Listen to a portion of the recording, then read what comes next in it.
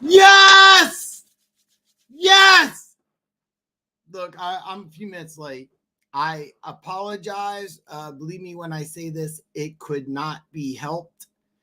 Minor emergency, but I'm here now. I'm ready to talk some football. I'm ready to give you 3 full hours of afternoon delight. Any and all questions are going to be answered. Keep in mind, even though I'm calling this a NFL Week 4 review, fantasy football questions, college football, NFL draft questions. I took a look before I came on. There was a couple of really good mock drafts that I checked out.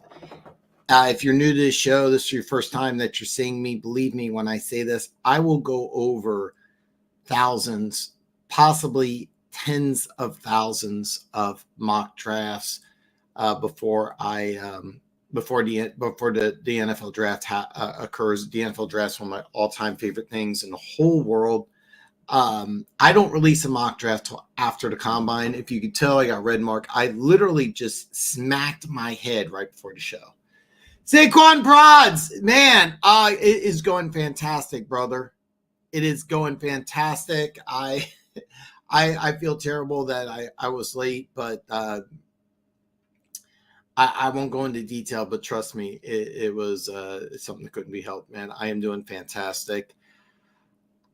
What a wild NFL Week 4. I don't know where to begin. So I'm going to start with Sunday Night Football.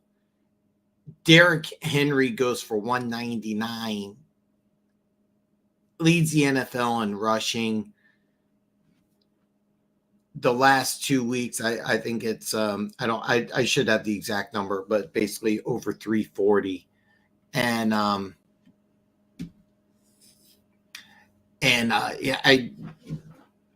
it's a great story. I mean, you start off 0-2, and then, hey, you know what? We signed Derrick Henry to a free agent contract. Let's just ride him. And they beat 2 really good football teams. And you can debate if Dallas is a good team or not. They're a well-known team, public team. So you have a win against Dallas, and then you beat the previously undefeated Buffalo Bills. You're 2-2. With Steelers' loss, you're now 1 game back in what looks like it's going to be a very interesting AFC North division. Of course, Cincinnati won, Cleveland did not. I'm paying attention to all these teams, but yeah. Just Dre, what's up, brother? He says, what's up, Dan? My team is cooking. I'm at 129. Nice. And you got a Monra in. I'm hoping whoever you're playing against, you're already up. What's the score of the person you're playing against? Do you already have fantasy football locked up? If so, that's the best feeling in the world. But I have a feeling I seriously could see a situation where either one of these guys could get you 30. If you watch my picks video, my new week 5 picks video is coming out tomorrow, but my week 4 picks video, I did pick the Lions. Both Amon-Ra and Montgomery on their own could get you 30 tonight. There's a possibility between 2 of them you could get 50 plus. So yeah. Andy Dalton worked out. Yeah, I'm gonna level with you. Your opponent has 180. Oh God. I'm gonna be pulling for you, brother.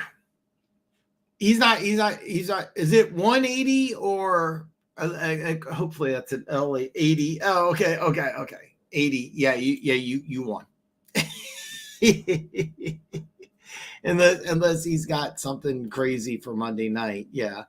I'm going to level with you. I picked Carolina to win. I was kind of hoping maybe he'd have a better game, but it wasn't bad. It wasn't bad. 25 out of 40, 220, 2 touchdowns, a pick. 3 out of 9 on the ground.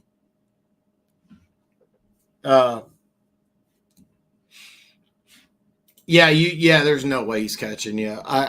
Laporta's banged up, so you won. Congratulations. But yeah, Dalton worked out. This is smart, by the way. This is really, really smart.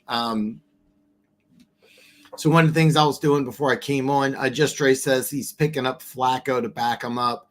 If you have the ability to pick up Flacco, do it.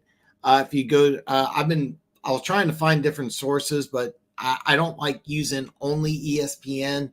But I went to ESPN. It says that Anthony Richardson's questionable. It's something I'm going to be following. Bottom line, it's a situation where I could see him,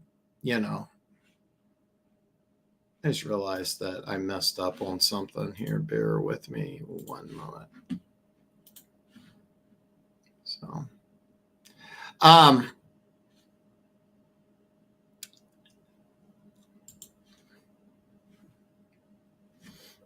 really believe that if I was the Colts, I would start Joe Flacco and start him for the rest of the year. And then I would go ahead and I would sprinkle in some Anthony Richardson. But this is not the guy that I don't want to go forward with. And I was actually looking at this here before. Here's the reason why I would start Joe Flacco immediately. Check out the schedule. Okay, let's check out the schedule. At Jacksonville, at Tennessee, home against Miami. 2 very winnable road games and a very winnable home game. You're 2-2 right now. You have a really good possibility of going into week 8. You going into week 8 4-3, maybe 5-2. I'm thinking 4-3 realistically. Okay. This is huge because your bye week's week 14. Okay. Listen to this 5-game stretch. After home against Miami, at Houston, at Minnesota, home against Buffalo, at the Jets, home against Detroit. You're lucky to win 1 game there. You got at New England in December. Now the one thing about Detroit is that game is right before Thanksgiving. There's a chance you could get Detroit looking ahead. But that 5-game stretch, I'm seeing 1, maximum 2 wins in that 5-game stretch. And you're looking at a bunch of really good defenses and a bunch of veteran teams. I don't want to trot out a quarterback who very, very clearly is struggling to grasp NFL concepts. Better suited to run than pass. I want to go with Flacco. The reason why is that the defense, despite giving up a lot of yards on the ground, is fast and athletic. You got some playmakers. Your best offensive weapon is Jonathan Taylor. You beat the Steelers. He didn't go for 100. He had a good game, but you have a possibility. So.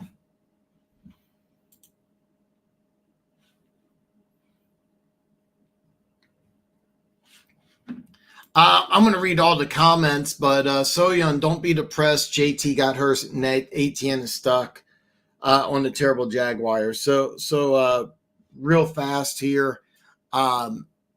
It is a high ankle sprain, which is never good, especially for running backs. Quote, it's a mild version of the injury. So you may luck out and not even miss a game. You may luck out. I will be monitoring this. So, Divine Comedy, what's up, brother? My guy Dan out here reviewing the week, and my Hawks ain't even played. Well, let me ask you this here. How's your team doing? Monday night's going to be a good one. Monday night is going to be a good one. Because I'm a junkie, I'm looking forward to Miami, Tennessee. There's some interesting storylines there. Tyler Huntley is getting a start. This is a kid I watched play at Utah. I liked watching at college. Talking is hard today. This guy I liked in college. When he played, when he was the starting quarterback with the Ravens, I thought he played pretty well. If I am Miami, I want to move on from Tua, more for Tua's sake than the organization's sake. I know the organization is a lot wrapped up in. I saw a mock draft. I don't know if you watch college football or not, but I saw a mock draft where Cam Ward, the University of Miami, legitimate Heisman candidate, legitimate first round prospect, was drafted by the Dolphins. I was like, God, that would be fun. Take a kid from the U and, and by the way, it works too with the offense the Dolphins run. I mean, he's a guy that's very raw. I don't think he's NFL ready, but he has some running ability and he has a big arm. So, but I was like, yeah, but Tyler Huntley's a guy I kind of want to see, because I think the one thing about Huntley is that he's got some running ability. I think some running ability would really work in that Dolphins offense. I'd like to see a quarterback with a bigger. I'm not one of these people calling to a noodle arm, but let's be honest. I mean, he doesn't have that big time Josh Allen, Patrick Mahomes, Stafford type of arm. I'd have to watch a little more Cam Ward, but I do know this. He's a bigger guy. I do like the arm that I see so far. So, but I'm excited to watch Tennessee versus Miami on Monday night. But I'm a junkie. In case you can't tell, I'm wearing Lions colors. I have some Lions fans in house here, but hey, I want Seahawks fans too. Hatters House 710. Lions by 1 million. Let's be honest, that's the main game. And it's a big one. It's huge for both teams, because you have San Francisco, who's beat up. But they're still a good team. The Rams are beat up. I know they lost. I know they're 1-3. Remember, they started the season 3-6, still made the playoffs. Arizona, shown some flashes, but let's be honest, they're not really a threat. But Seattle, with a win, can really take control of that division, because I'm looking at all the injuries from both San Francisco and the Rams. You get a loss, though, and then NFC West up for grabs. With Minnesota going 4-0, a loss for the Lions puts them in a bad spot. Green Bay with Jordan Love coming back, I think it's a big deal. There's a lot to like about Green Bay. I mean, I saw it score 28-7. I started chuckling, and it ends up 31-29. I'm wondering if Jordan Love wasn't banged up. What do you expect? The defense, can make more plays. There's a lot of good things going on in Green Bay. Minnesota looks like the real deal so far. They have an interesting matchup across the pond next week. I know Chicago won. Still a great defense, a work in progress at quarterback. The NFC North is a lot of fun right now. Big game for both teams. Detroit loses at home to go 2-2 in that division is a problem.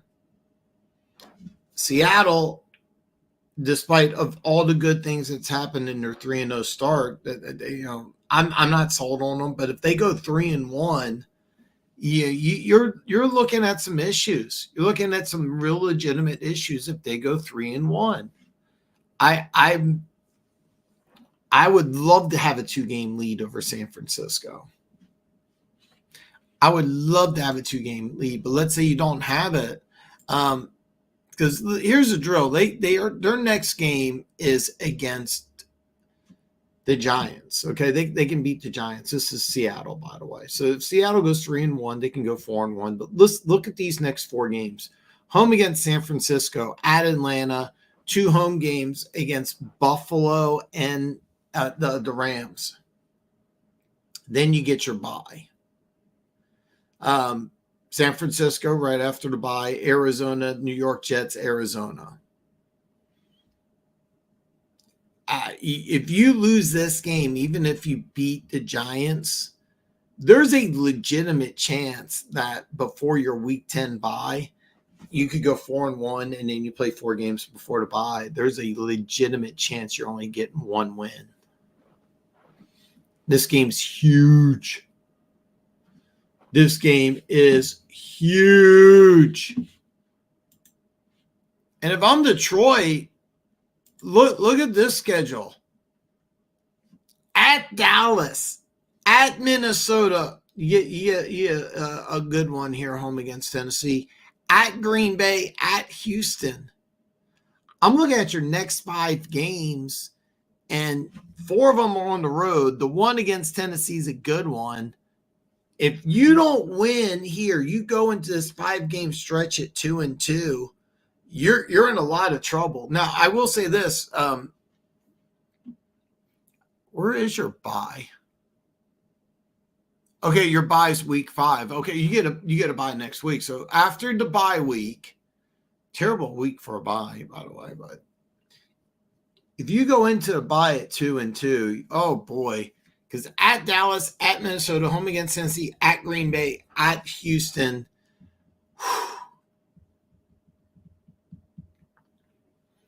I will admit, you end the season at Indianapolis. Oh, wow. At Indianapolis, home against the Bears and Packers. Packers on Thursday. You get Chicago for Thanksgiving. You should win that one. Another Thursday night against Green Bay. You get some rest for a tough Buffalo game at Chicago, and then you end the season on Monday night Week 17's at 49ers. Oh, God, the schedule's brutal. Yeah, you need a win. So I couldn't figure out why ETN was on the bench. Turns out to be it's kind of a shoulder issue. It's something I'm going to monitor. But with Jonathan Taylor, I think he's going to be okay.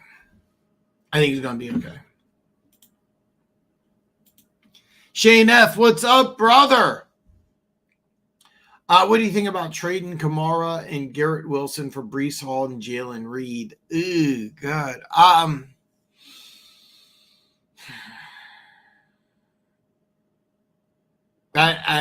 I'll be honest. I can give you pros and cons for both sides. The one thing is that if you look at last week, you're going to be like, the Jets offense is stuck. They're not doing any good, but I expect the Jets offense to kind of get things going. I expect Breece Hall to keep having production. With Kamara, the one thing about Kamara is that there's some offensive line problems with the Saints. I could see the Saints after those first 2 weeks kind of falling apart. They have a tough one next week against Kansas City on Monday night. I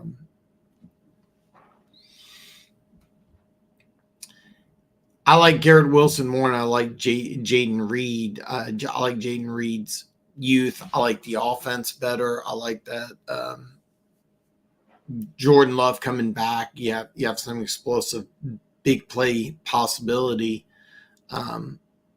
The one thing though about Garrett Wilson is I know he didn't have a good game.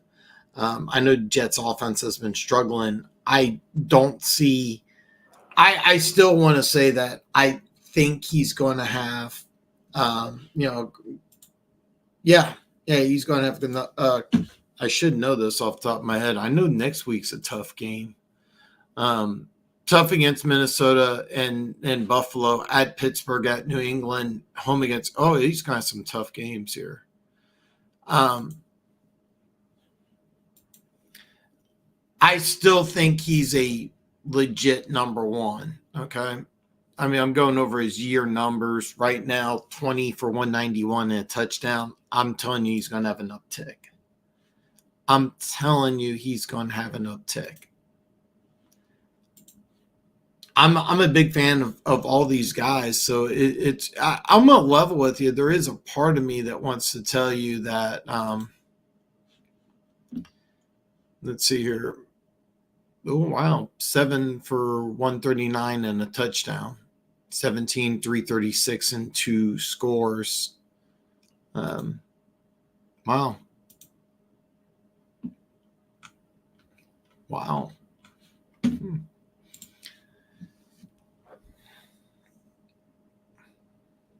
I could that wow. I'll be honest with you. I didn't know the numbers were that good. I get why you'd want to do it. I'm the only thing I'm leaning against it is that I do believe that you got a guy in Garrett Wilson is going to get more production. I know Jaden Reed's getting a lot more production now. I don't think it's going to sustain. I will say this. I like Breece Hall a little better. So let me ask you this, Shane. Did somebody already propose this trade, or is this something that you just got? Like you're just thinking things in your head. Like, hey, look, I got Kamara and Garrett Wilson. Can I get Breece Hall and Jalen Reed? Did somebody propose this trade and you're debating on taking it, or is this just something you're,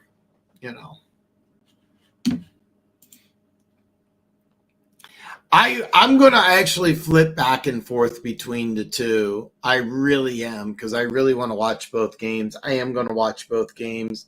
I'm really excited to see both, but the Seahawks Lions, big time. That game's huge. That game is huge, and I'll be honest with you, who wins between Tennessee and Miami really doesn't. I really don't think it has an impact on the AFC. I think it's more draft positioning. But I do want to say this. I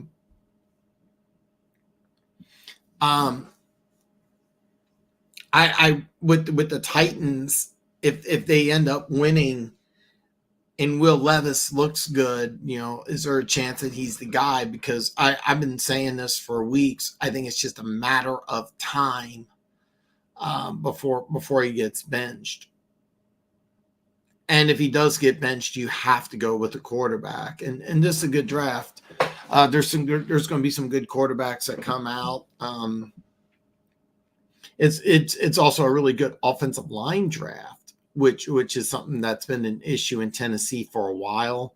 I know they drafted an offensive lineman in the first round. Kid out of Alabama, he's playing okay. I didn't like the pick, to be perfectly honest. I would have gone in a different direction, but that's just me. You're probably not going offensive line if you're Tennessee. You could easily go defense. And one thing about Tennessee is they already have a good defense. But one thing they spent a lot of money on L'Jarius Sneed, but was it Travis Hunter, another Heisman front runner? That would be interesting. So there's a lot I'm going to look at, but yeah, let's be honest, the Seahawks Lions better game. Yeah, Perry, man, Perry, I'm really I'm very happy, man.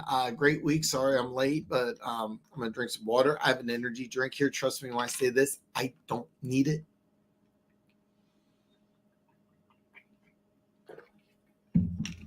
Trust me, I really don't need it. But Yeah, I'm very happy, very excited. 2 good games on Monday night. I don't like the 2 Monday night thing. I don't like going back and forth, but I will.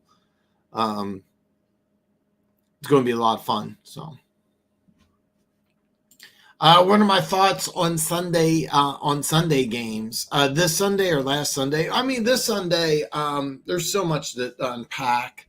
I lost money on the Steelers. I wouldn't have bet on the Steelers if I knew Flacco was going to play the majority of the game. If I am the Colts, I make Flacco my starter immediately and try to integrate him as much into the offense as I possibly can.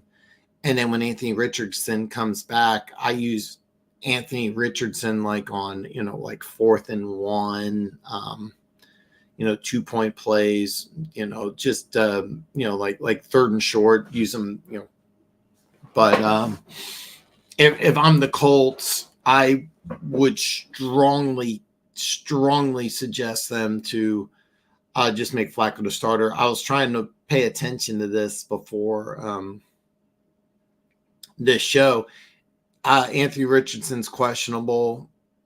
The owner came in. He wanted to draft him. They wanted to market him. The upside's crazy. Played in 5 games last year and only finished 2. Missed final 12. Was it 3 weeks before he couldn't finish week 4? I mean, that stands out. There's, the Chiefs fan Rashee Rice looks like it's torn ACL.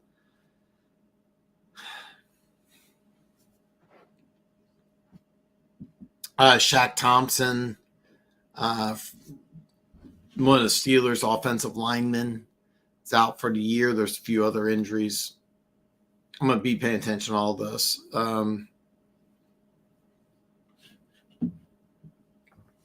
Talking about next Sunday's games, I have my picks video coming out tomorrow.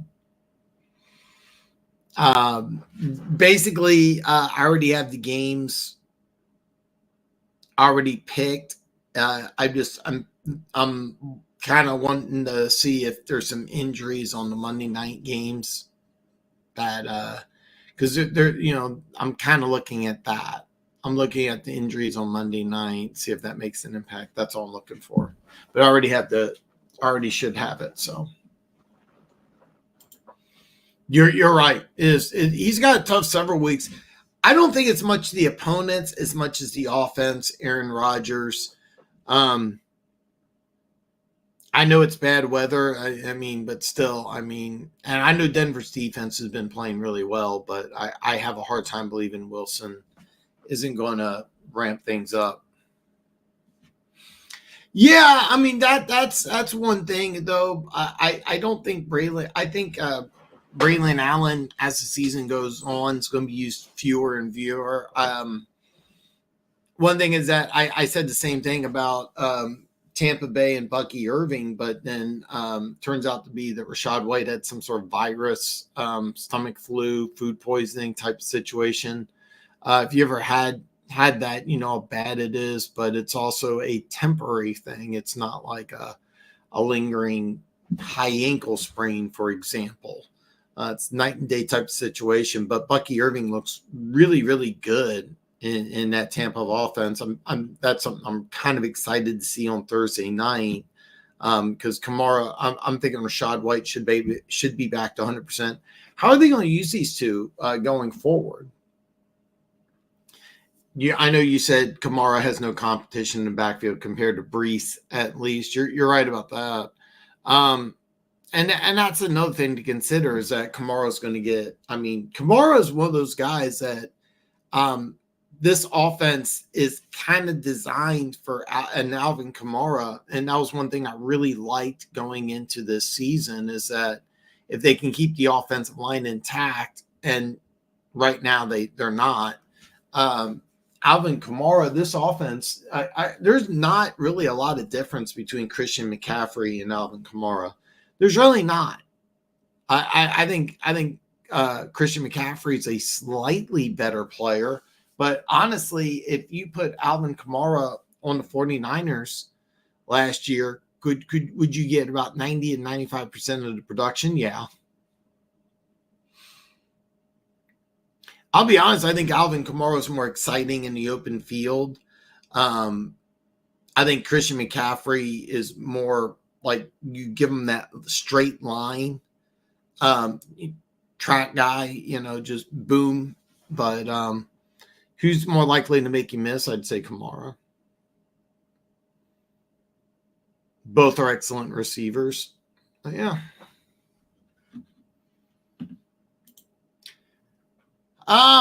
Yeah, I know. This is gonna sound bad, okay? This is gonna sound bad.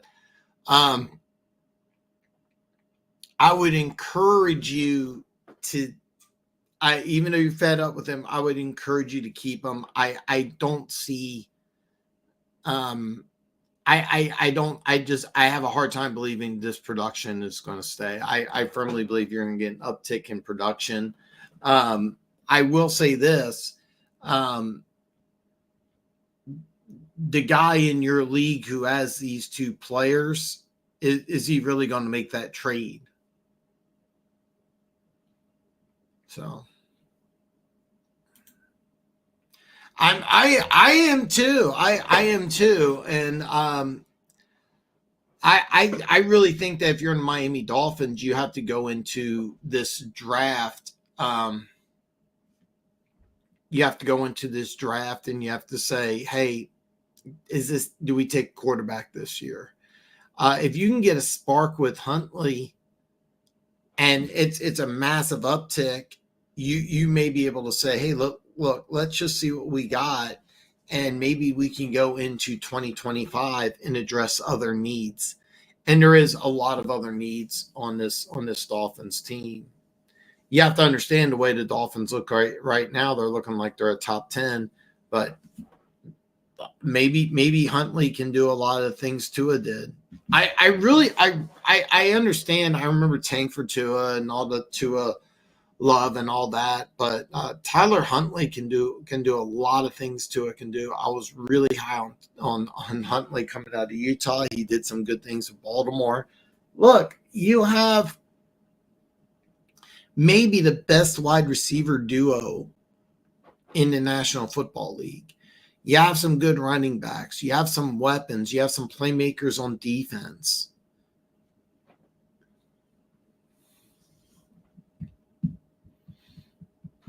Look, last year was the very best that you got out of Tua. And I don't blame a guy who was born in Hawaii. He played football in the SEC, plays in the NFL in Miami. I don't blame a guy going to Arrowhead in negative 20-degree weather and falling apart. I don't blame him for that. I do blame him for the end of the year to be at home against Buffalo and putting up 14 points. That game that was the difference between going to negative 20 weather and hosting a playoff game.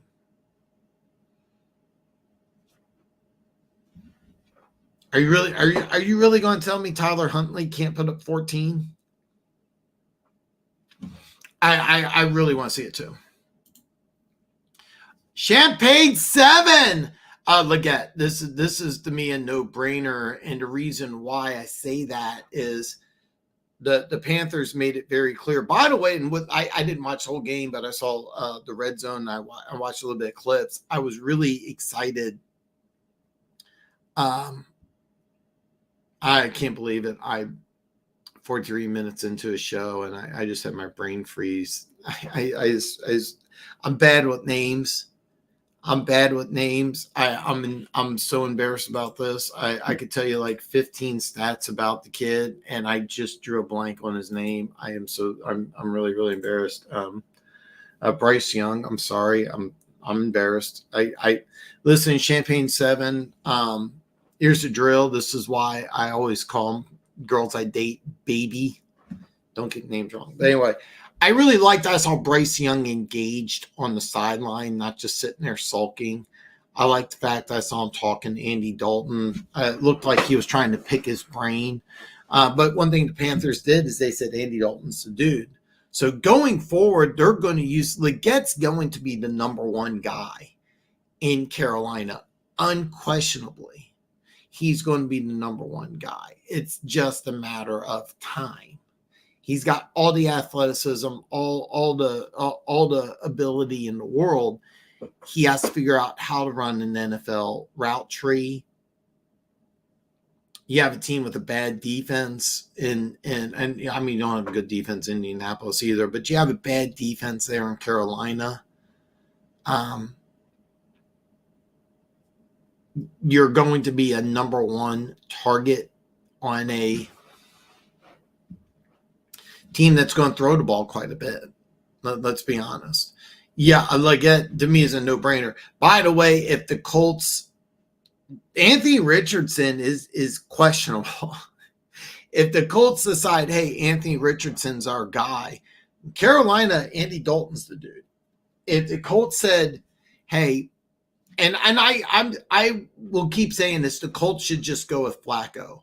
Then you could make this argument.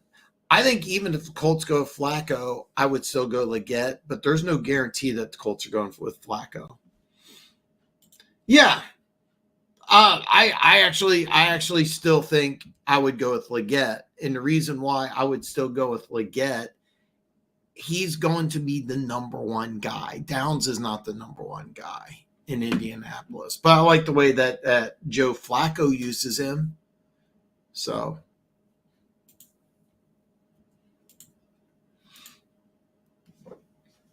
should I pick up Madison or Bigsby? I'm thinking Madison has a higher floor because Z White's not doing much.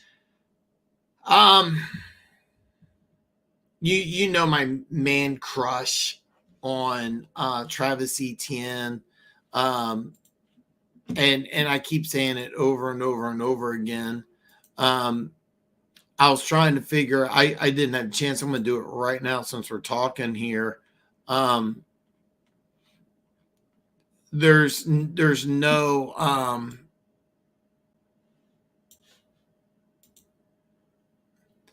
there's nothing about him on the injury report, but I could have sworn something that he had a shoulder injury, Travis Etienne. And I know all I know is Etienne looked pissed on the sidelines last week. I'm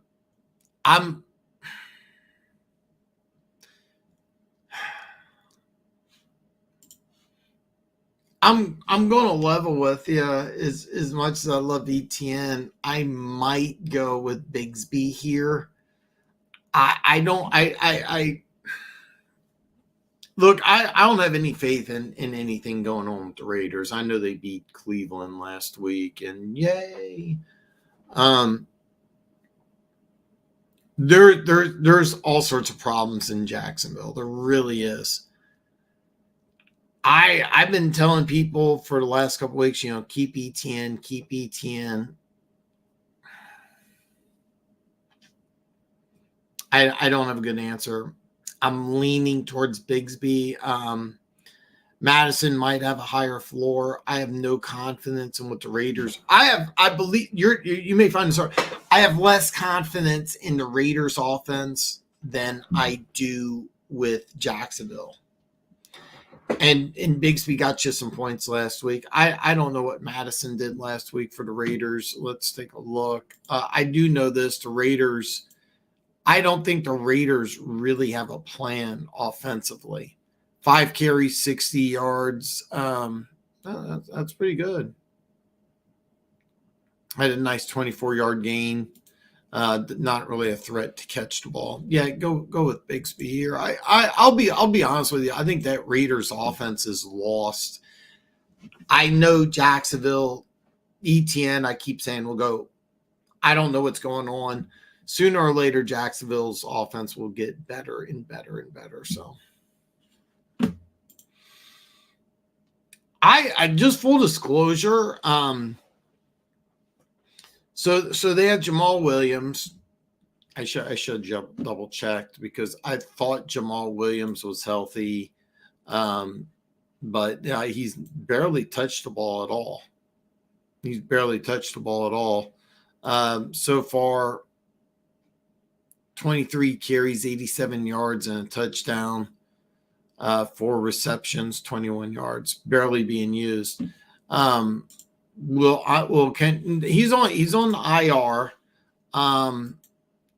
I honestly don't even know if when he comes back. Let me see here. He's expected to resume practice Wednesday and return from injury reserve. Okay, so I'm gonna tell you here. I loved Kendry Miller coming out of TCU, and I actually thought he was going to the right team with the Saints. And when they went ahead and got Clint Kubiak, I was thinking there's a possibility that this might be the dude who replaces Jamal Williams. I love the upside, and I think the offense is a nice fit, because one thing about Miller is this is a wildly productive dude in college, but one of the big problems he had in the NFL and has in the NFL, he doesn't have that home run speed. He's that legit 4.7 guy. But in that Clint Kubiak offense, if you know where you're going, you can be a 4.7 guy. They've had lots of, in that Kubiak system, Josh Jacobs is a 4.7 guy, led the NFL in rushing. You can do that. Also, with the touches Alvin Kamara has, can he keep it up? I don't know. They're really not using Jamal Williams. I think that they were hoping to use Jamal Williams a little more.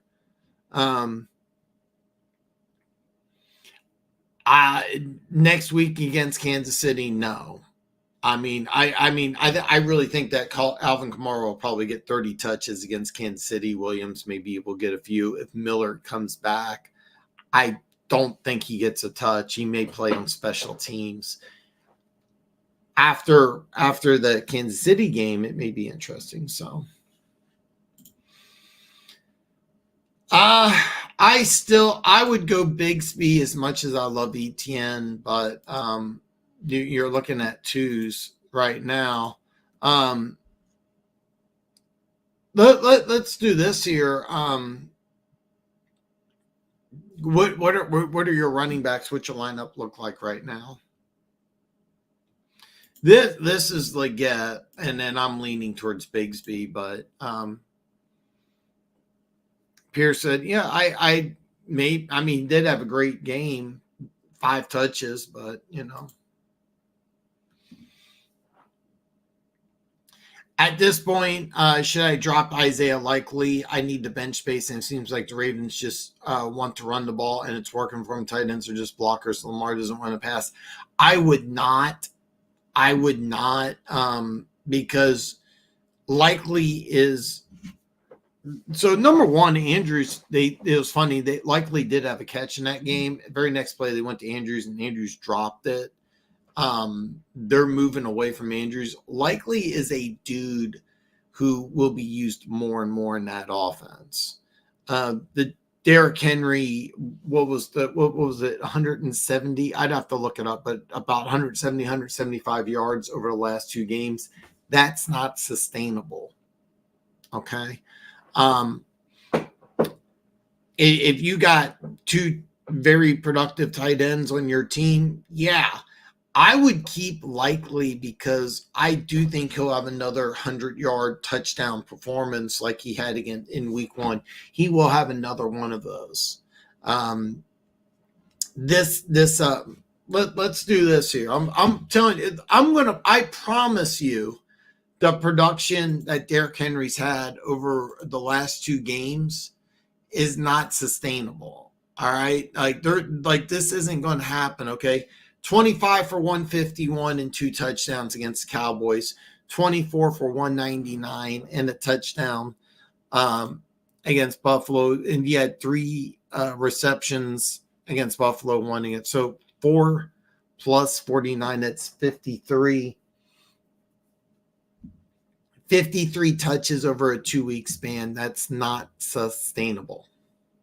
That's what you want him to do in the playoffs. It's not what you want to do in the regular season. I would strongly suggest that you hold on to Likely. I understand that, he what did he do last week?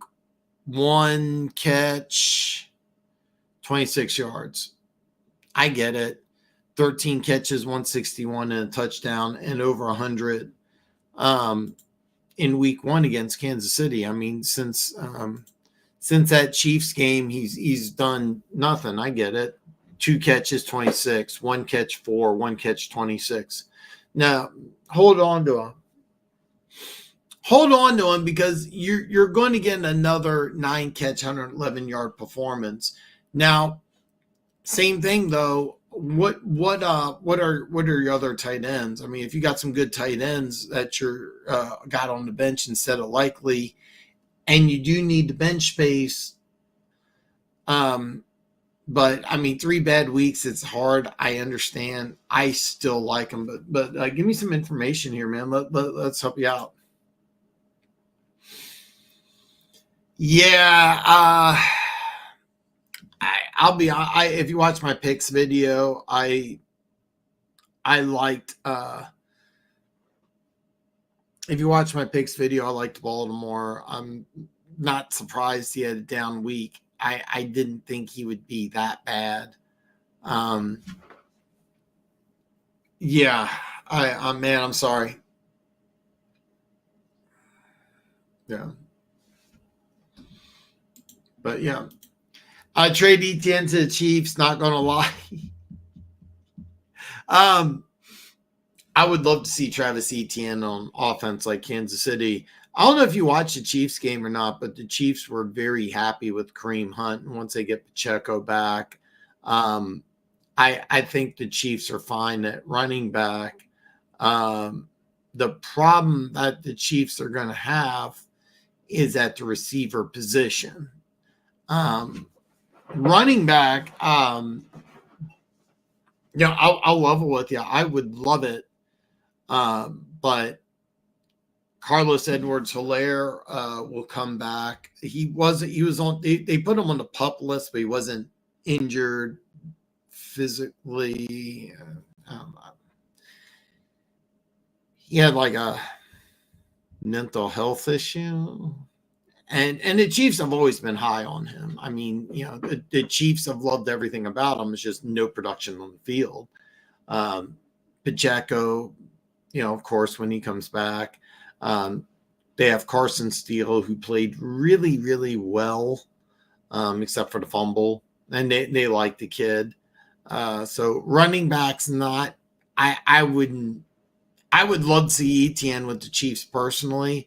It wouldn't surprise me if Jacksonville moves Etienne at the trade deadline, and there may be a team that could use him. You said Chiefs. I would think Dallas would be a much better fit. But yeah, he played really well. I don't know the numbers off the top of my head. I want to say like 9 carries, 59 yards. Looked fresh. Looked like he had fresh legs. I've been telling a few people that pick Kareem Hunt up and you want to stash him. I would actually strongly consider Kareem Hunt as a viable running back too against the Saints, even though Saints defense is good. So, Funk, what's up, brother? Man, I'm here to bring you some afternoon delight. What a wild week of games, and 2 really fun games. Of course, everybody's looking forward to Detroit and Seattle because I'm a junkie. I'm excited about Miami and Tennessee, but of course, the main game is on Monday night. Really, really excited about Monday night. Really, really excited about Monday night. But I'm glad to see it, man. Hopefully I can bring you some fun during your afternoon.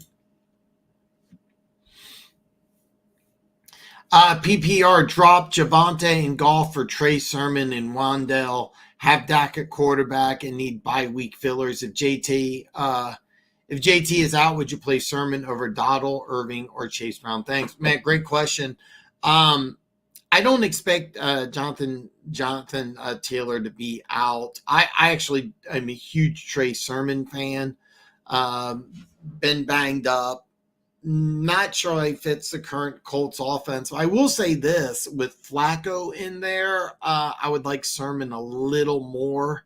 If they go back with Anthony Richardson, don't even think about Sermon at all. Javonte Williams is a guy I absolutely love. I don't know why it's working out, so I understand why you want to drop him. Chase Brown had a couple touchdowns. I'm not exactly sure how the whole thing was. Zach. I was expecting it to be more Zach Moss getting the majority of the touches, like 70 to 75%, and Brown doing less, but doesn't really seem to be working that way. Bucky Irvin's interesting because Rachaad White had some food poisoning Thursday night against the Falcons. It's a bad matchup, but what little I saw of Irving, I really liked. I know I said don't play Dowdle, and he scored a touchdown. I don't have a lot of faith in Dowdle, to be honest with you. I really, really, really don't. If your options are Sermon, Dowdle, Irving, and Brown, that's a tough one here. I haven't had a chance to break down injuries throughout the week, and I haven't had a chance to go over week 5 yet. But let's just do it real fast here.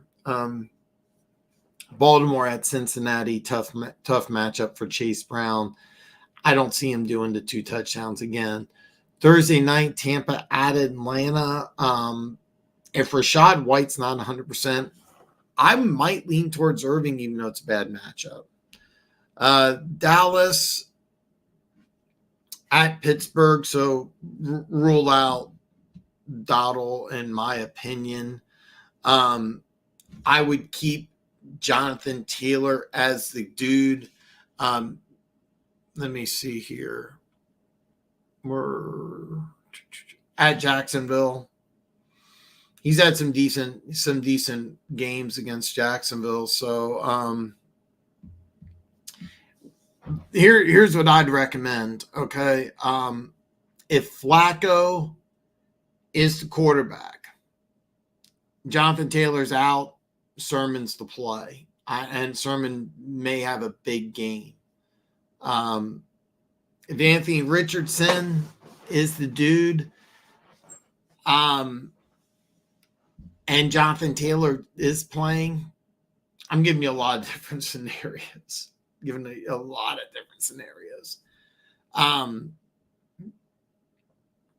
Then obviously don't even think about Sermon. So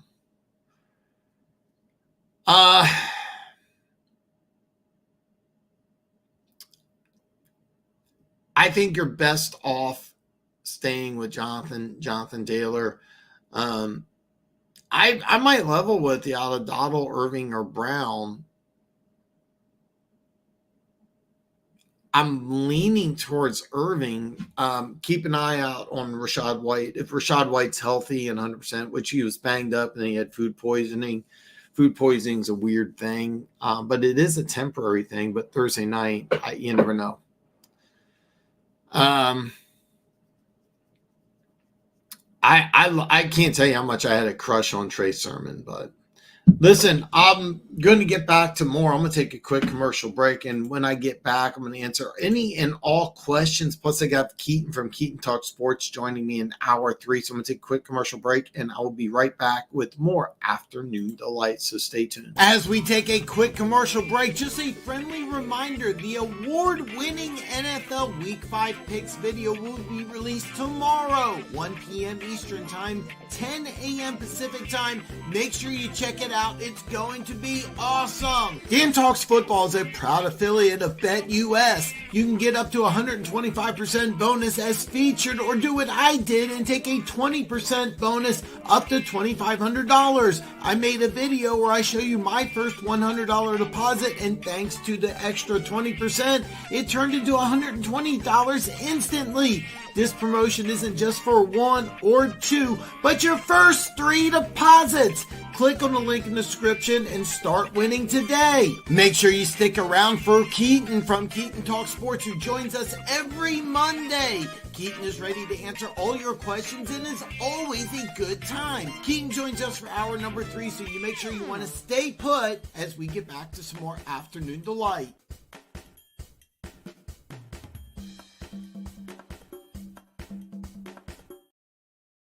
All right. Yes. Hour 1's in the books. I got 2 more great hours of afternoon delight coming. One other thing here is Wendell Robinson. Is funny because I had a buddy of mine who I recommended not to play, and he got mad at me. I'm not high on him at all. A lot of people feel like Neighbors is going to take some pressure off him. I'm not a dude on him. As far as dropping Goff, because you have Dak as your quarterback, who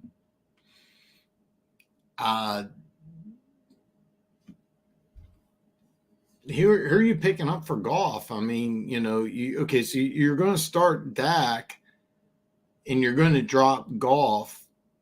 Who can you pick up instead of Goff? And I mean, look, I understand Goff hasn't been lighting it up, but I mean,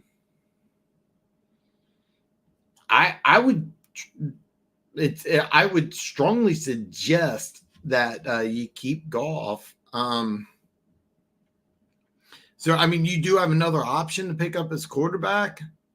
Wendell Robinson, I don't recommend, but I know he had a good week. I'm not a fan. I'm just gonna love it. Another thing you have to think about is that I know he had a good game against Dallas, and I know Daniel Jones looked good. I'm just not sold on Daniel Jones. So, but I do think Jonathan Taylor is going to play. Just full disclosure, I'm waiting to see about Anthony Richardson. By the way, whether it doesn't matter who's the quarterback. I will say this: Trey Sermon, I think, has more value with Joe Flacco. And that may not make sense, but I think with Anthony Richardson, I would be less likely to play Sermon. Hopefully, that makes sense. I kind of went on a rant here, Patrick. Let me know if I did answer your question, because I went on a rant, took a commercial break, because I want to help you. I want to help you win this week. Funk. So the Lions can't do what they've done the last 3 games against the Sea Chickens. Last 3 games, the Lions got the ball to start the second half, turned the ball over, and led to points all 3 games. It's funny. Because one of the things I do is I've been doing a little in-game betting with the Chiefs, and I'm glad you told me this, because it's something I'm going to pay attention to. I probably won't, but I've been doing some in-game betting, because every single game this year the Chiefs have allowed an opening touchdown, and then the line will drop once the game starts and everything. So I've been making money off betting on the Chiefs. I may do the opposite and put some money against the Lions at the halftime. So that's interesting. But hopefully they reverse that trend. One thing about the Kansas City Chiefs, and I think this is true with really all good teams, you got to make halftime adjustments and come out in the second half. One thing that New England was really lived by was back-to-back scores, where you would score at the end of the first half and then you open up the second half. Kansas City's been really good at starting at the second half, and that's something the Lions can't do, is they can't start the second half sloppy. I don't have faith in Seattle. I've been telling everybody that I don't I really don't. I think this is one of these 3-0 teams. It's kind of fake. I don't think the defense is all that good. I'm not a Geno Smith guy. There's some holes in the offensive line. I do like Kenneth Walker. Don't get me wrong. Any running back that has problems staying healthy is an issue. I still think that they should figure a way to use Charbonnet a little more, but you have some issues with the offensive line. I'm not sold on Geno Smith. I don't believe in the defense. It's going to be a big game. Yeah, if you didn't see Kareem Hunt, he looked really good. He didn't play until so what happened if you didn't see the game? Carson Steele, he's a rookie free agent running back. He got the start.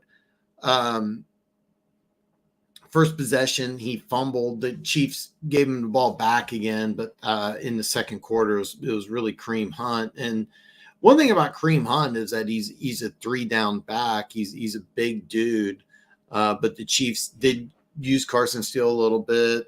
Samurai P. Ryan also got a touchdown in that game, but Kareem Hunt looked the best. And I'll be honest with you, it wouldn't surprise me if he gets 20 touches against the Saints on Monday night. I'm telling you right now, Kareem Hunt's going to be the number one guy in Kansas City. There was no problems with Kareem Hunt on the field. If you don't know the whole story, there was a rumor that he acted inappropriate. There was a video of him kicking a girl. The video I saw was that she screamed at him that he was the N-word, and then he like kicked. And it looks a lot worse, but if you watch it like I did, he didn't actually land a kick, but the simple fact they tried to kick a girl who was on the ground.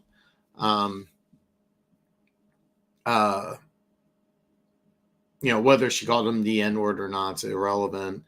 The thing that the Chiefs were furious about is they asked it like, hey, look, we need to get ahead of this. Oh, no, nothing happened. There's no video. And then there was a video. The Chiefs are like, okay, you lied to us.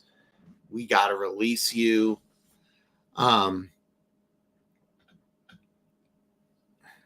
6 years later, though, it kind of looks like it's worked out. I'll be honest. When I first heard about Kareem Hunt and the Chiefs talking, I didn't think it would happen, but it looks really good. If you get a chance, I don't know if you have. I had to purchase the NFL Sunday ticket, so I was watching some clips on games. I didn't watch a lot of the full games. I watched Red Zone, and then I went back after. I took a little break after the Chiefs game. Then I watched Sunday Night Football on DVR, and then after that, I watched some clips of some of the games. Also got caught up on some of the stats and things like that. But if you have the same opportunity to go back, you'll see some good things. Chargers have a good defense, and Kareem Hunt's a viable fantasy football option for next week. That's a dude you want to start. Okay, so let's say so Ferguson is your starter. I'm sorry, I'm trying to find your comments here. Yeah, you okay? Yeah, if you need the bench space, then drop him. I don't want you to be without a tight end, so that's something I'm worried about. But yeah, Ferguson's your main dude. Keep him. You may be able to get a few guys. You could drop Likely. The neat thing is that if you really need the bench space, you can drop Likely. You might be able to pick them up. You might be able to get somebody else. I'm going to warn you though that it wasn't just a flash in the pan. That 100-yard, 1 touchdown performance will happen again. But I would go with Ferguson because you're probably going to get some steady production every week. And Dallas is a pass-first team versus Baltimore, who's going to be a run-first team. So I appreciate you. I'm in a tough spot, most likely 3-1 after this week, so just have to get through this bye.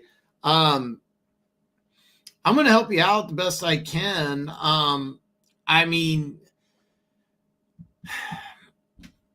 dropping golf. I'm assuming you started Dak, and that's why you're stuck. But I mean, I would not recommend dropping golf. I mean, unless you're. I mean, Dak's probably a better option than golf. I wouldn't recommend dropping golf, and the reason why is that this is a guy definitely has some trade value. You know, if you're in a PPR league and you picked up Javonte Williams, you did this because you need help at running back. You should be able to make a trade for golf with somebody. If these are guys that are on the waiver wire, Dowdle, Irving, or Chase Brown, I would strongly consider looking at Irving or Chase Brown as options to pick up. You have Jonathan Taylor, so that's solid. You're in good shape. I mean, you know, listen. I get why you want to pick up Trey Sermon if Jonathan Taylor can't play Sunday. I get that. That makes sense. You may have a better option in either Irving or Brown. It kind of burned me because he did have that receiving touchdown. I'm just not high on Dowdle. I'm just not. I'll be honest with you. Kareem Hunt will get more points for you than Dowdle. So you may be able to snag him. So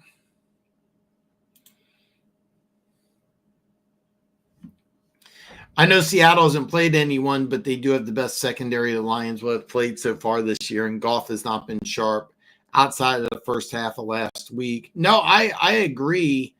I'm not sold on Seattle. People are talking about this great defense. I don't think so.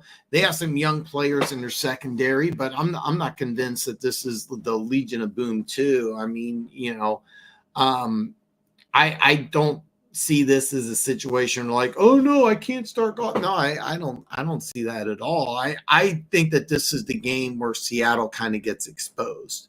Seattle does have some injuries. I mean, let's take a look here real fast. I am correct. They're missing several starters on defense. I think Bowie Maffei's out. Leonard Williams is out. Byron Murphy out. Leonard Williams out. Nwasu out. Bowie Maffei out. Jerome Baker questionable. And I'm going to level with you. I could see a situation like this. I could also see a situation where the Lions really remember Tyreek Woolen got benched last year. I could see a situation where the Lions say, okay, hey, look, it's time. I could really see Goff having a good game. I know he's been a little iffy, and by the way, I know Funk is not. Funk's one of those guys that is not a. He calls him a Jared Goff sloppy, which I love. By the way, I can see Goff having a good game, but yeah. I can't wait to watch this game. By the way, though, like, you know, if Goff doesn't have a good game, it's like, oh boy. Hey, we gave him $212 million. He's got to be the guy, doesn't he? That kind of sort of has to be the guy. Sisu, what's up, brother?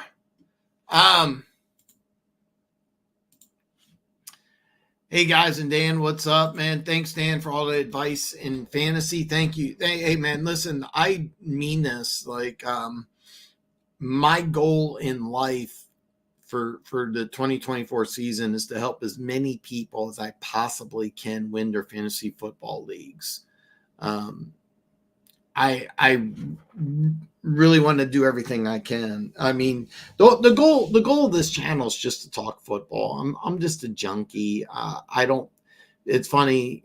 when I tell people I'm a football junkie, it's like, oh, you're a sports guy. It's like, no, I have no idea what's going on in the NBA, the WNBA, baseball, hockey, bowling. I have no clue. I literally have no clue. Now, keep in mind, I follow, ESPN. I follow all sports people. So, like, I hear things every now and then. But for the most part, I have no clue what goes on anything else except for football. And I created this YouTube channel just because I just wanted to talk people. Oh, God, you got Derrick Henry. You were probably a little, well, you got 50 plus more, but you're probably a little nifty and hit 200. I think it's a great story that you have Derrick Henry leading the NFL in rushing. I would have said before this week, Josh Allen is MVP. I could make a strong argument today, right now, Derrick Henry's the NFL MVP. I can make a strong case that even at 2-2 coming off of a loss, that Saquon Barkley is NFL MVP. I mean, I know coming off of a loss, I could still make a case that TJ Watt might be in consideration for NFL MVP. I mean, it's a fun year, man. It's a great year. It's been a great start of the season so far. Been a great start. I'm glad you got Derrick Henry. Yeah, I want to be very clear. I don't think it's sustainable, but do you have to keep playing him? Sure.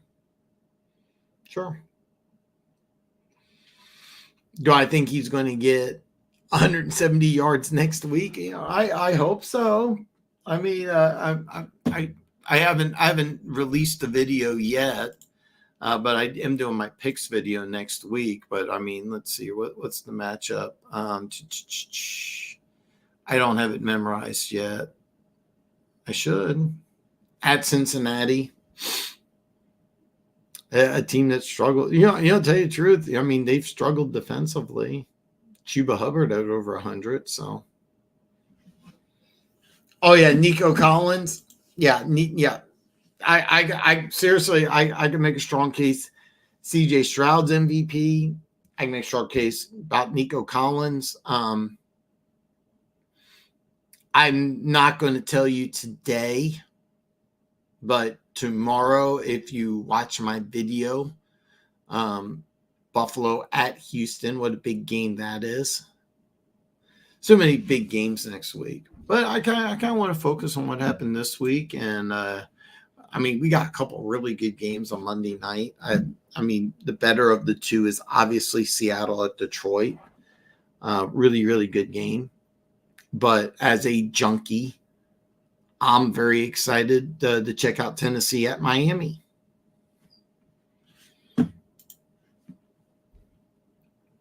Ragnow is out, so they're moving Glasgow to center and using a backup right guard. Laporta has a bum ankle. Barnes out, Branch out, Davenport out. Both teams are a little beat up. Both teams are a little beat up. I would say Seattle's the more beat up. With Davenport, I mean, that's kind of the story of them. And it's a shame, too, because, I mean, I remember him coming out. I believe it was University of Texas, San Antonio. A lot of comparisons to DeMarcus Ware, very similar type player, massive upside, just can't stay healthy. But one thing about the Lions is, when they signed them to that 1-year deal, they weren't hopefully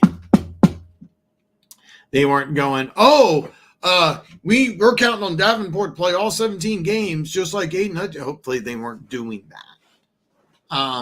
Branch is huge. I'm curious about the Laporta. Is he going to be at 60% or is he going to be at 80%? Because I really think that even though week one, Jameson Williams had that offensive explosion, I think the Lions are much happier when they're using Amon-Ra and Laporta and just kind of dink and dunking down the field. I mean, that's just kind of what I've been seeing, is that you got to throw it with Jameson Williams. I said this on the Luke G show when I went on a couple of weeks ago, and him in the chat thought I was on crack. Every time I go on there, I don't really, I mean, it's like I say things I think are obvious. It's like, look, you got a guy that you can't pay. You got a guy that you're not using right. You need draft picks. Oh, no. We have an unlimited salary cap. We're always going to have draft picks, even though we get rid of them. All right. But I can't wait for this game. It's a fun one. It's going to be a fun one. So, if Hutch makes a play on the opening drive against Seattle, the building, yeah, and that's something that they've been working on. Usually, Seattle has that 12th man thing, but I really think that the Ford Field, I'm fully expecting Ford Field to have an advantage. Full disclosure, I picked the Lions to win. I really, I know that they're a little banged up, but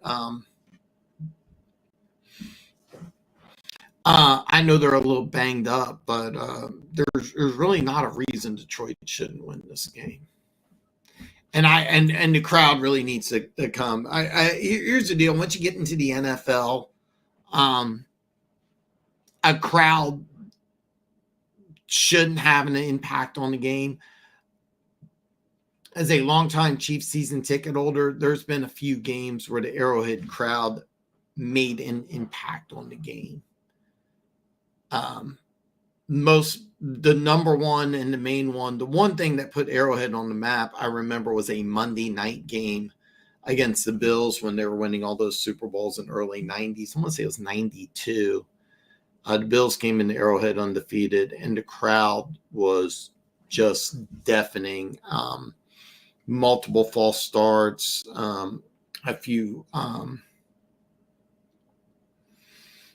miscommunications, a bunch of mistakes by the Bills offense, which was on fire, just tearing up the NFL. Score was 33-6. So keep in mind, you also had Derek Thomas and Neil Smith in their prime with it was just nuts. Arrowhead doesn't have that same advantage anymore. It really doesn't. When you have a good defense, a really good defense, and you're at home with a rowdy crowd, that just that does it. A great offense with a rowdy crowd's just not the same. It's really not. I know this from experience. So, if Hutch makes a play early, watch out, because if I'm Seattle, I want to start off fast. Like I always say, what you want to do is when you always want to defer. If I'm Seattle, I actually want the ball first, even though the crowd's going to be nuts, because I want to shut up the crowd by trying to get on the board first. But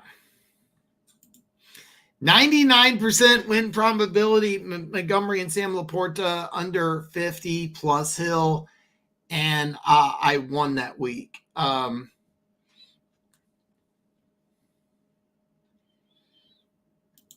So hold on. 99.9. You have hold on. I want to make sure you have Montgomery and Laporta, or you need Montgomery and Laporta combined to get under 50, and they have Tyreek Hill, or you have Tyreek Hill. Can you clarify that? Because I do think that there's a chance Montgomery and Laporta put up some points, but if you need them combined under 50 and you have Tyreek Hill, okay, I like that, because I think Tyreek Hill might have a good game. Can you confirm that? So you're going against Montgomery and Laporta, and you're up by 50. Is that right? and you have Tyreek Hill. I want to make sure.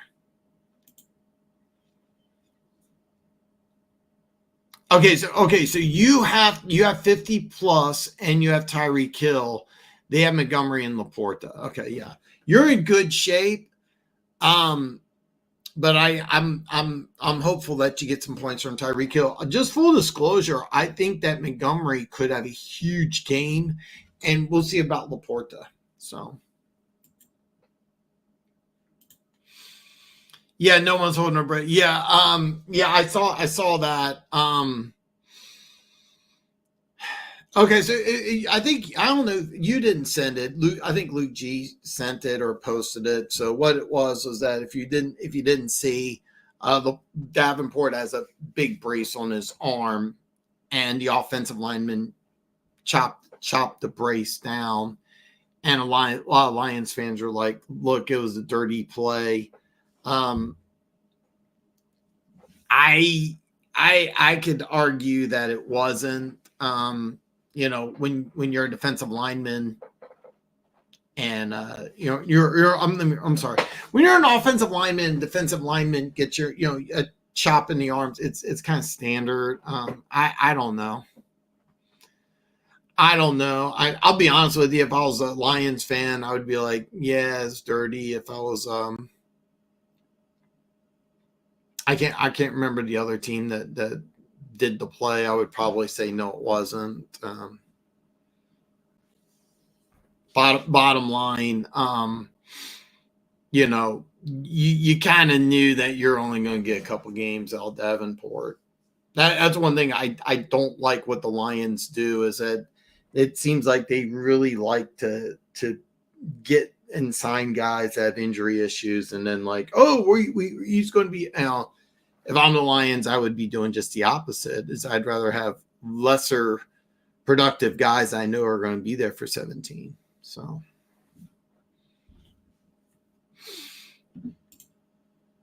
what do you think about Mahomes? Like, I started Daniels and was so happy I did after seeing that first minute. Yeah. You had so this is my thought process. This is so September. Mahomes has had phenomenal Septembers. His very first year as a starter, his first couple of games were unlike anything anybody's ever seen. I know week 2 he had 6 touchdowns. I think it was like 4 touchdowns week 1, 6 week 2, and this is maybe the worst September Patrick Mahomes has ever had. 5 interceptions. There's been some miscommunications. Last year he had all sorts of crazy drops, but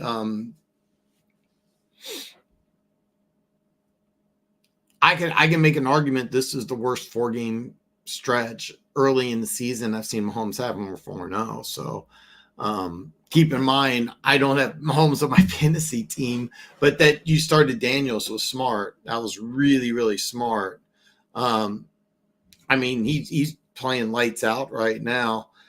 I don't like how they're running him so much. I think it's a mistake. And it's funny that Washington's doing it of all teams, because they're like, oh, we've never seen this before. Yeah, you have. You saw it not too long ago. It was Robert Griffin III, RG3. I mean, it wasn't that long ago. We saw RG3 doing the same things that Daniels did as a rookie. Remember, he had that phenomenal rookie year. What happened? He kept on running, messed up his ankle, got a little full of himself. It didn't work out. He's doing a fantastic job on TV. I know ESPN fired him, but I liked him on TV. That's another story for another day, but yeah. What do I think about Mahomes? I still think he's the best quarterback in the NFL. So it's really not about the winning. It really isn't. In the early 90s, because the Chiefs were this terrible team in the 80s. So the Chiefs win Super Bowl IV in 1969, and from like 1970 to 85, they don't even get back to the playoffs. Then they get to the playoffs and they lose, and then for the next couple of years they're bad. Then they bring Marty Schottenheimer in. They draft the right players. They drafted Neil Smith, who year one looked like the bust. Then the next year they bring in Derrick Thomas, and you have the bookends from hell. There's a thing called, I don't want to give a history lesson, but bottom line, once they brought in Marty Schottenheimer and they started bringing in some other defensive players, it was like, oh no. But when Patrick Mahomes took over, Arrowhead really lost something. It was completely different. I remember the last two seasons.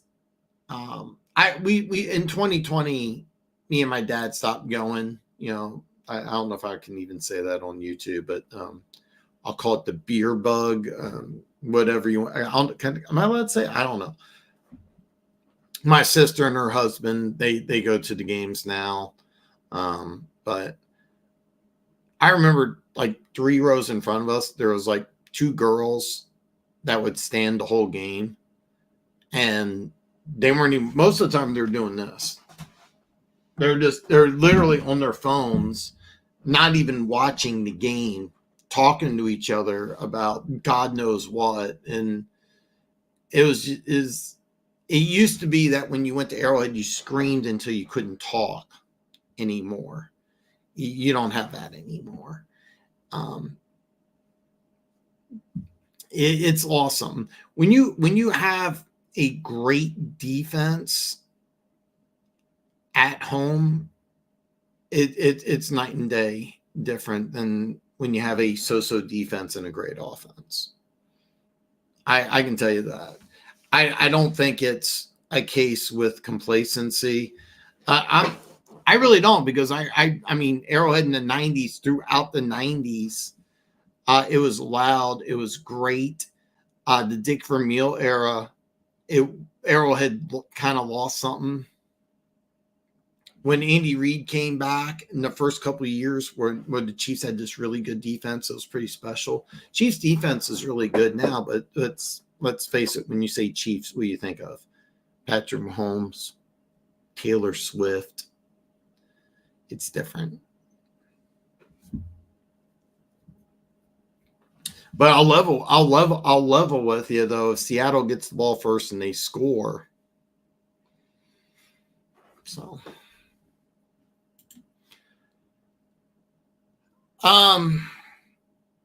you have Hill or DK. I would strongly recommend going with Hill, but I wouldn't blame you. But if you're up by 50, you're looking good considering you got at least one guy. DK and the Jigba. I mean, this is why it's fun. This is why it's fun. This is why it's going to be a fun game. I can't wait to see it.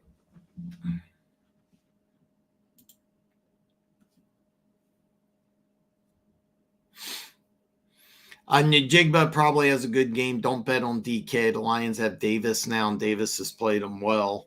I'm a Bucs fan. I did it twice. I only saw the clip, Luke G. But it was the inside of his elbow. I would say anything. Or if it was the inside of elbow, I wouldn't say anything. Yeah. I saw the one clip and just a chop, but if it was twice, I can't say that. So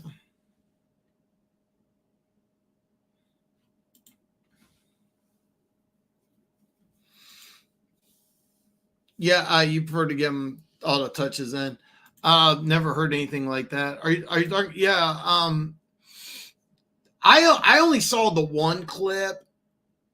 And I mean, look, if you're a defensive lineman, you're reaching out and somebody chops your arms down. You can't really complain, but If it was twice and it looked like it was intentional, I didn't see twice. I saw the one. So I'll be honest with you, Funk, because it's you and I've known you for several years. I'm going to take your word for it. That was dirty. I'll take your word for it.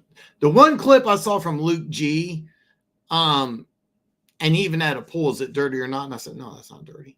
But if it was twice, I'll take your word for it.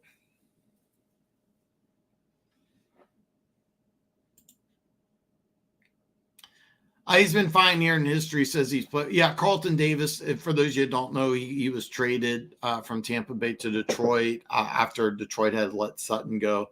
Sutton's playing pretty well in Pittsburgh, from what I understand. So,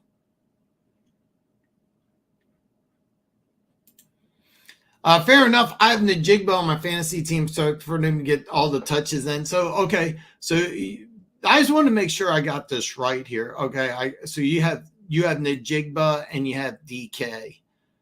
Ooh, that's a tough one. Out of those two, I would probably go, okay. Here, this is what you have. You'll probably get a higher floor with Najigba. You have a higher ceiling with DK. If you're winning, go with Najigba. If you're losing, I would go with DK because you have a better chance with DK getting that big 80-yard touchdown. So I don't know if you're up or not. I'm going through the comments here. So yeah, I still don't like the fact of running him. It's not sustainable, and it's funny because you literally saw the same exact thing with RG3. Remember, RG3 won Rookie of the Year, number one selling jersey in the NFL. I remember not the best example, but a good buddy of mine's stepson had RG3 cleats. They're like $300. It's like, Jesus Christ. By the way, don't be buying your kid who's still growing $300 cleats, but neither here nor there, kid was spoiled. But yeah, they need to make sure that he's healthy. But yeah.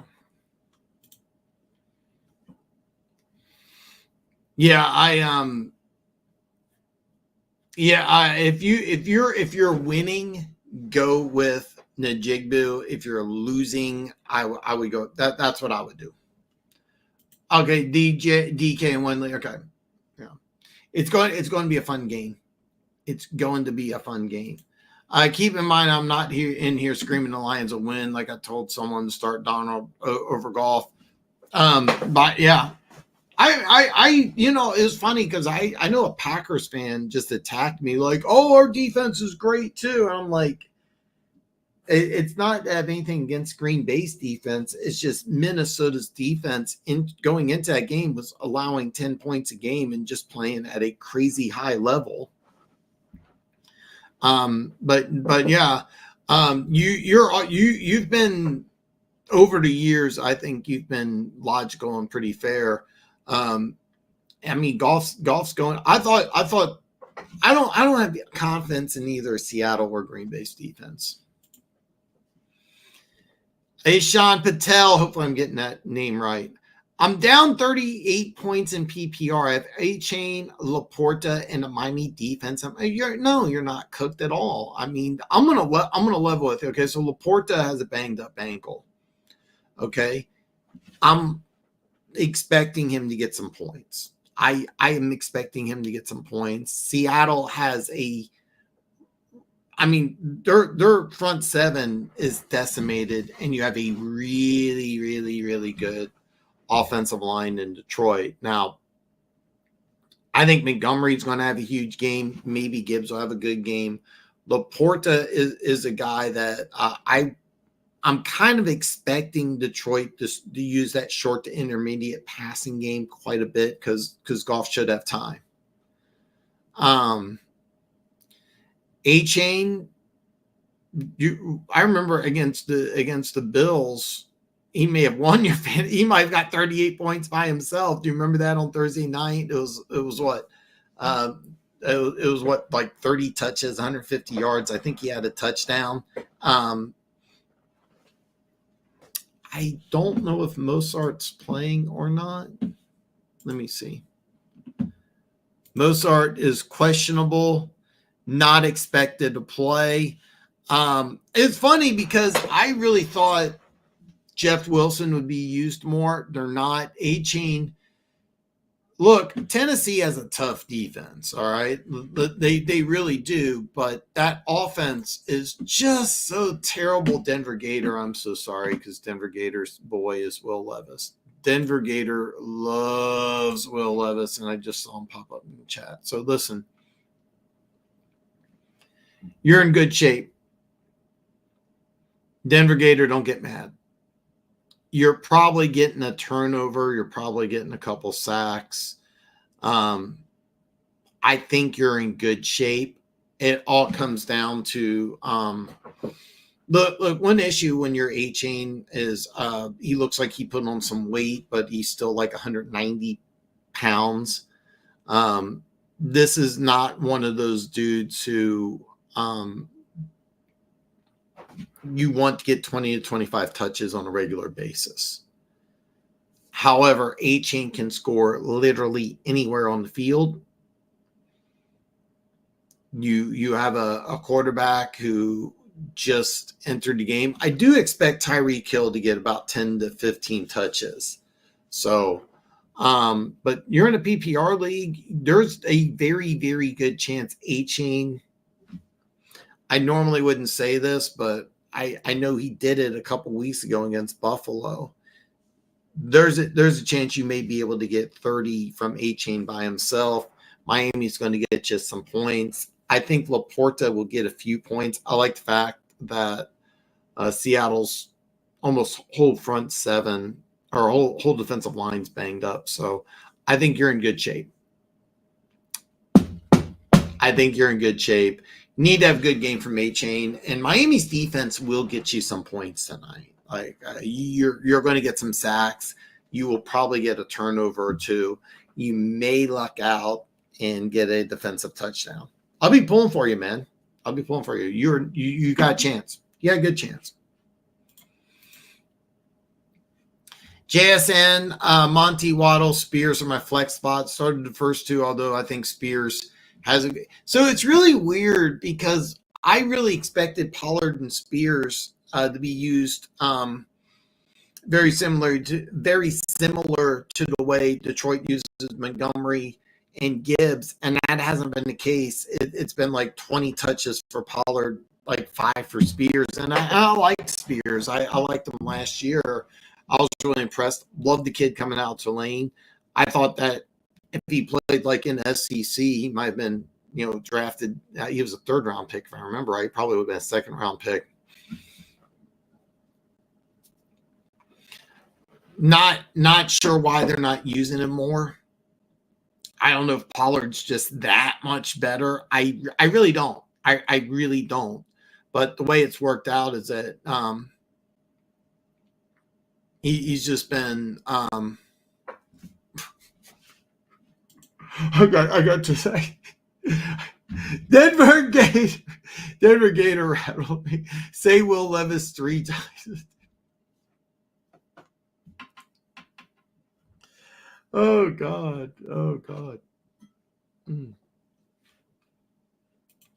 All right, I'm gonna try to get through this about Denver Gator cracking me up. Okay. Montgomery, I think, has a huge game. I really do. You got banged up front. I think if I'm Detroit, I'm gonna lean on the run game. I think so. Are you have all 4 of these guys playing tonight? You got all 4 of these guys. Okay, in 2 different leagues. You are I'm looking through my notes here. You are in good shape to win then. Am I correct, or are you down? I can't see the notes here. I'm going through the notes here. I don't know how you're doing so far. So I'm hopeful. Can you let me know how good a shape you're in? Because I mean, you have an opportunity here for some really, really good points. And it's 2 different leagues, so I almost scare some people off because I'm going to try to sing Skyrocket. No, I'm not going to try to sing. Skyrockets in flight. Woo! Afternoon delight. Broncos won Sunday night. Mic drop. Denver Gator. I predicted the Jets win. The Denver Broncos defense is just been playing lights out. Even okay, so last 3 games, lose against Pittsburgh, but you hold them to 13 points. 7 and 9. 3 games, 29 points. Are you serious? You won a game with Bo Nix throwing for 60 yards.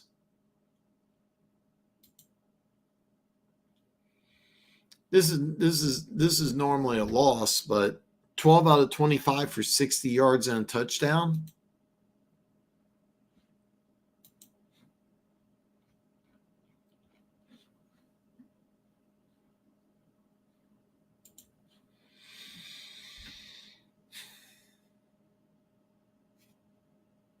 Wow.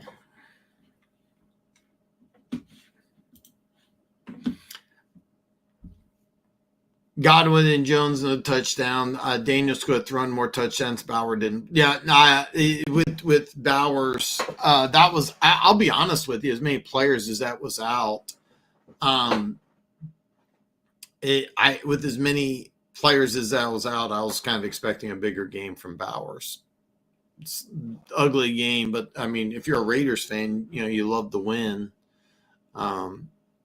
If you're a Browns fan, you got to be furious because you're up 10-0 against an offensively limited team. It was a good opportunity for Cleveland to get a win, but yeah.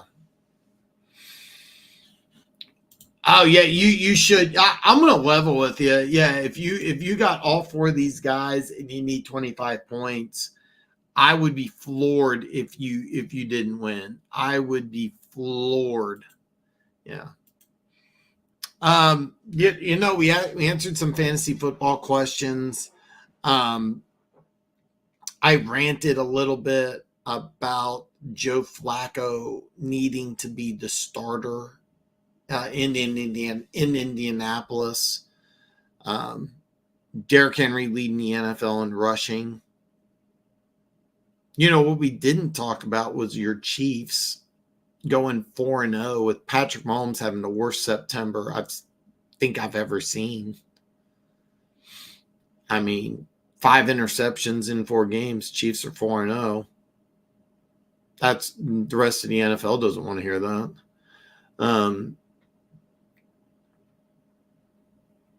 Let me ask you guys, is Derrick Henry right now the NFL MVP? I think you have to throw his name in the hat at least.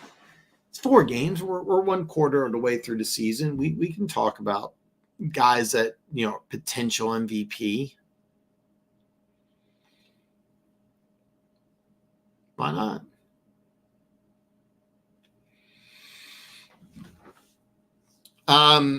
So we didn't talk too many games though, Denver Gator. I got Keaton from Keaton Talk Sports joining me in about 10 minutes. I'm dying to hear what he has to say. Hear what he has to say. Denver Gator and Sisu loves Will Levis. Denver Gator actually puts mayonnaise in his coffee now that Will Levis does it. So that's what I'm asking. If not Henry, then who? I mean,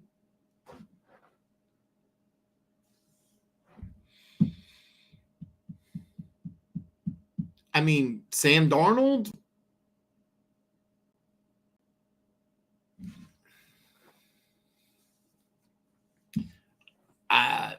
I would have told you Josh Allen before Monday night. I understand the Patrick Mahomes Chiefs is 4-0, but he's not playing like an MVP.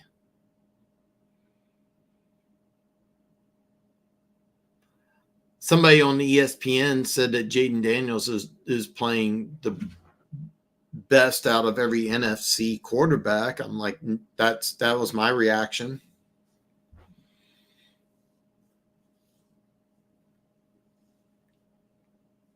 Justin Jefferson.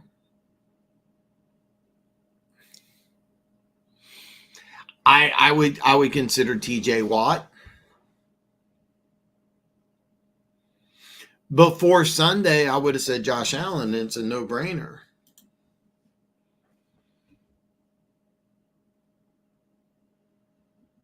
What about CJ Stroud? In 4 games, Nico Collins has 489 yards receiving and 2 touchdowns. I'm trying to do my math, but if I'm doing my math right, if I'm trying to do my math right here, almost on pace for 2,000.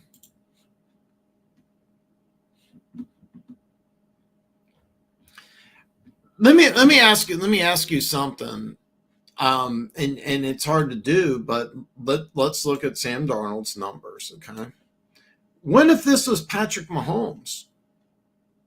All right? I'm seriously, what if this was Patrick Mahomes? 4 games, 4-0, 932, 11 touchdowns, 3 interceptions. Not much running, but does he have a running touchdown? No. Through 4 games, let's just say Patrick Mahomes was 932, 11 touchdowns, 3 interceptions.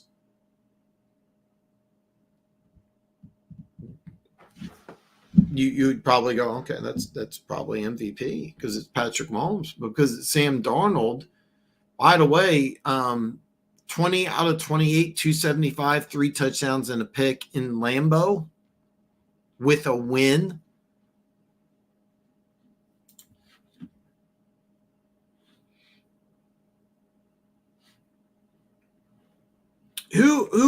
Who would you put as MVP though of the Vikings? Is it Sam Darnold or is it Justin Jefferson? 358 and 4.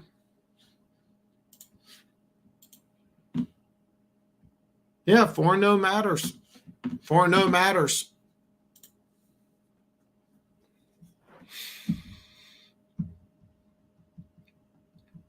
I mean, don't get me wrong. I'm a diehard Chiefs fan. I wouldn't call Patrick Mahomes an MVP candidate, despite 4-0, despite being the best player in the National Football League. No.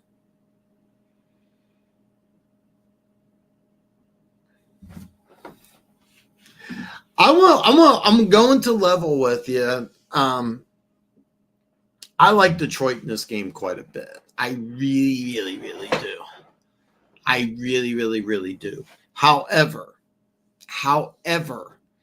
if Geno Smith goes into Ford Field and he can't just play decent, I mean, he's got to light it up. His numbers right now are okay. 887 yards, 3 touchdowns, 3 picks. That's not very good. 3 touchdowns in 3 games. Not a threat to run the ball.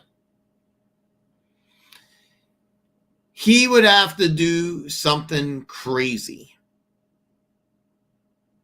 He would have to do something crazy. Can he do something crazy? Sure, look at the weapons. I really don't see it, but he would have to do something crazy. I think you're looking at 304 touchdowns minimum. 302 touchdowns? No. I mean, he's thrown 3 touchdowns, but,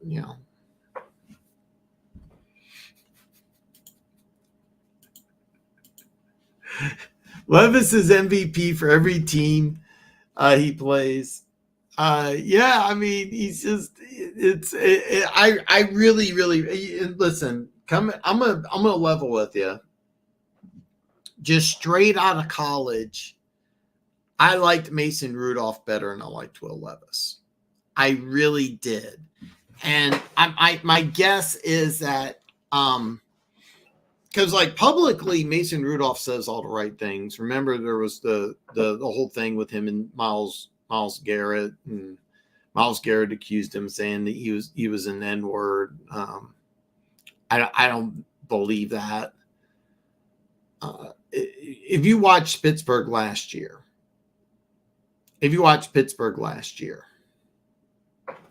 he was easily the best quarterback. Like it's not even a debate. He was the best quarterback. I don't understand. If you watched him in college and you watch this in college and you watch what the offense that they're trying to run in Tennessee, you would say Mason Rudolph's a much better fit. It's not even a question. It's really not even a question.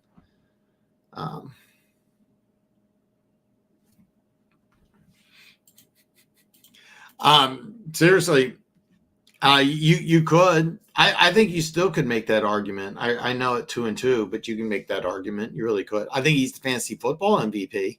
But I think right now it's fair if you say through one quarter of the season who's MVP. Well, it's up for grabs, but I would have to say it's Derrick Henry. I really would, but I'm a crazy guy.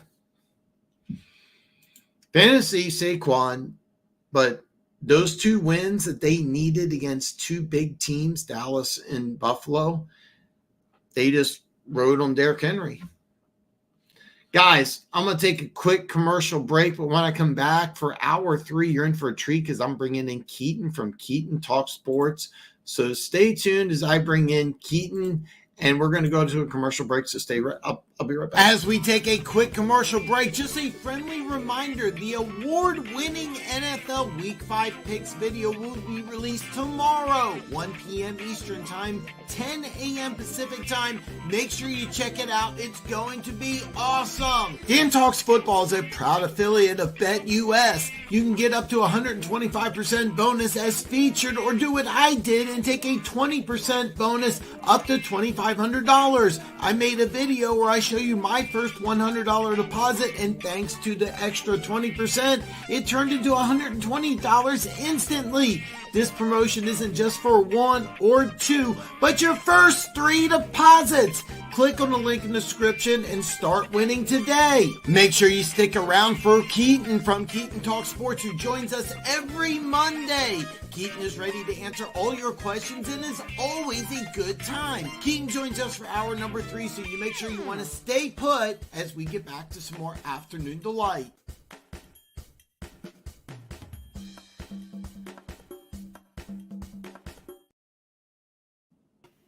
All right. Yes. Back for hour 3 of Afternoon Delight. And you're in for a treat because I have Keaton from Keaton Talk Sports. Keaton, what's up, man? How you doing, Dan? Thanks for having me on. Oh, man. Hey, Keaton, thanks for joining us. The whole point of bringing some Afternoon Delight to people is that, kind of Monday is kind of that bad day. Football, is over. You got to wait for Monday Night Football. So I want to bring some love here. We started having a kind of an interesting conversation towards the end of hour number 2 here. And I kind of want to touch base on it here. For those of you that don't know, when I have a guest that comes on, what I usually do is have an outline and I say, hey, look, we're going to do A, B, C, and D. With Keaton, I because he's been coming on for a while. I no outline, no nothing. I'm just throwing Keaton straight into the wolves here. So Keaton, we were having this conversation, and this is a tough one. 4 games. We're 1 quarter way through the NFL season. Who is the NFL MVP right now? That's a great question. Isn't that a great question? That's a great question. Isn't that a great question? I mean, That you is- know, do you shoot. have an answer? Because I'm going to tell you who I think it is. And it doesn't make any sense because it's a 2-2 team. But I think right now today it's Derrick Henry. Is that? Am I crazy? That's not crazy. I was just about to say between him, I would say another dark horse. I mean, as crazy as this is, what about Sam Darnold, Minnesota Vikings, the way he's playing? I mean, that's basically you have Sam Darnold. If you want to say Baker Mayfield could be in there too. I mean, the way he's playing. So I saw this on ESPN right before I came on, and you know, me and you both. Let's be honest, it's more sensationalistic. It's not realistic. But I want to get your opinion. Okay, I want to get your opinion. What ESPN said, and I don't remember who it was because I took it with a grain of salt. Jaden Daniels, the Washington Commanders rookie, is the best quarterback in the NFC. Right now, I mean, shoot, I mean, the way he's playing right now it's insane what he's doing as a rookie. I mean, he's definitely, I mean, looking at the draft right now with the quarterbacks, he's definitely playing the best out of any other rookie quarterback. Yeah. No questions asked about that. But yeah, I mean, I don't think that's as crazy to say he's probably the best quarterback in the NFC. I mean, they're sitting there 3-1 right now. Who would expect the Commanders to, start off hot? I mean, I thought they would start off kind of slow with obviously Jay Daniels being a rookie, getting to know the next level at the NFL, but he's off to a hot start. He's definitely going to continue to get better. I think, with his overall skill set, and he's in the best situation, like I said, of any other rookie quarterback in the league right now. Is he playing better than Michael Penix Jr.? Michael Penix should be on the field right now. It kind of saddens me to see him sit on the sideline, just watch. But I mean, all right, he'll see the field whenever. I don't know if he'll be this season, but for those of you in the chat who's wondering, it's kind of an inside joke because me and Keaton did mock drafts, and all of us, me and Keaton, for over a month straight, had Dallas Turner Jr. as the number 8 pick going to the Atlanta Falcons, and so anyway, Sisu says, Keaton, where is my $1 million? By the way, I didn't put it in the commercial, but me and Keaton have a thing where we're trying to figure out something to do about the picks, and I didn't put it in there because Keaton beat me this week. My picks last week. Wait, what's your record right now? Because I saw there's 2 games tonight that's still going on. I'm like 500 right now. I'm 6-8. 6-8. Okay. 6-8. Yeah. I did not have a good week picking games. Gosh, I did not have a good week. The damn I thought the Saints had the game won, and then the Falcons went out down there and scored. That's crazy. Yeah, and then I